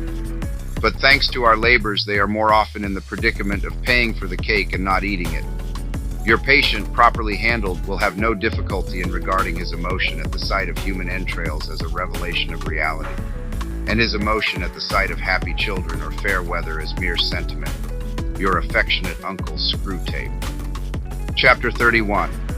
My dear, my very dear, Wormwood, my poppet, my pigsney, how mistakenly, now that all is lost, you come whimpering to ask me whether the terms of affection in which I address you meant nothing from the beginning. Far from it. Rest assured, my love for you and your love for me are as like as two peas. I have always desired you, as you, pitiful fool, desired me. The difference is that I am the stronger. I think they will give you to me now, or a bit of you. Love you? Why, yes.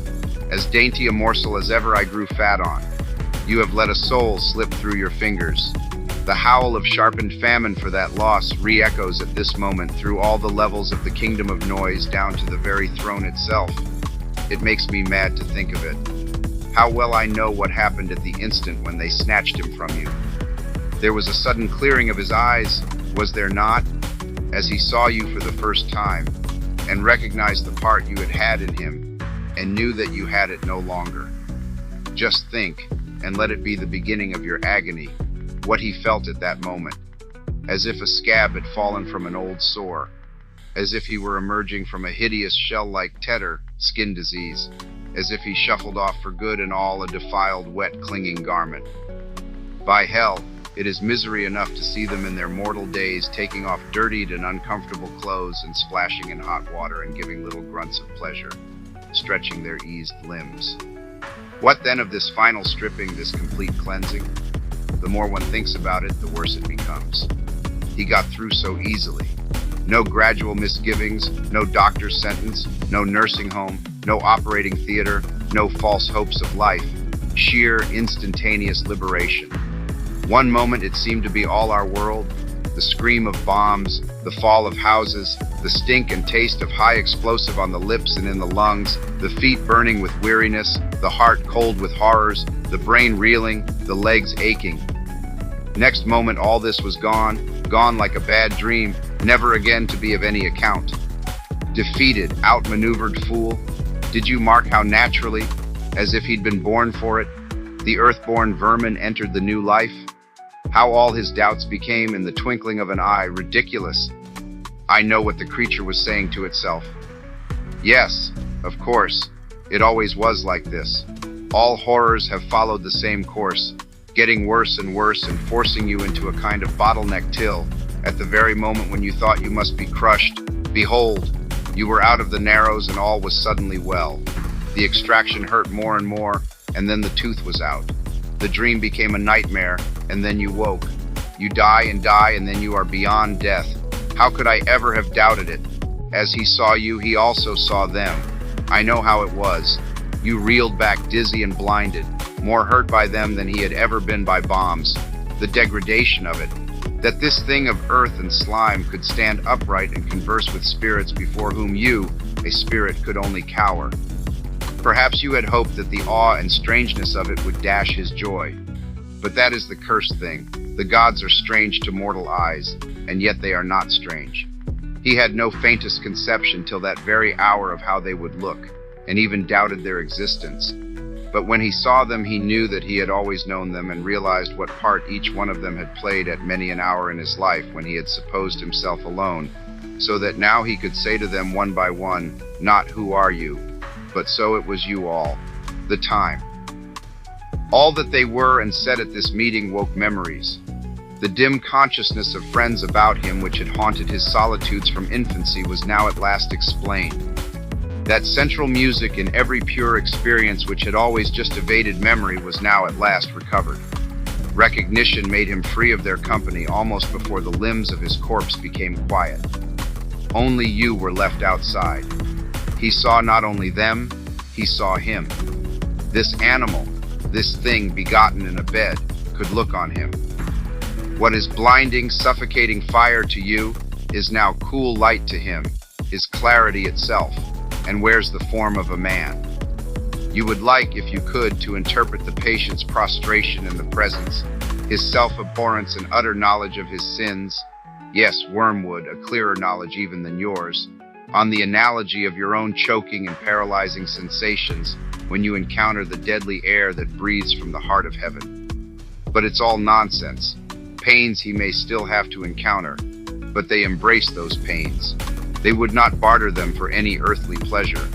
All the delights of sense or heart or intellect with which you could once have tempted him, even the delights of virtue itself, now seem to him in comparison but as the half-nauseous attractions of a raddled harlot would seem to a man who hears that his true beloved, whom he has loved all his life and whom he had believed to be dead, is alive and even now at his door. He is caught up into that world where pain and pleasure take on transfinite values and all our arithmetic is dismayed. Once more the inexplicable meets us. Next to the curse of useless tempters like yourself, the greatest curse upon us is the failure of our intelligence department. If only we could find out what he is really up to. Alas, alas, that knowledge in itself so hateful and mawkish a thing should yet be necessary for power. Sometimes I am almost in despair. All that sustains me is the conviction that our realism, our rejection, in the face of all temptations, of all silly nonsense and claptrap, must win in the end. Meanwhile, I have you to settle with. Most truly do I sign myself your increasingly and ravenously affectionate Uncle Screwtape,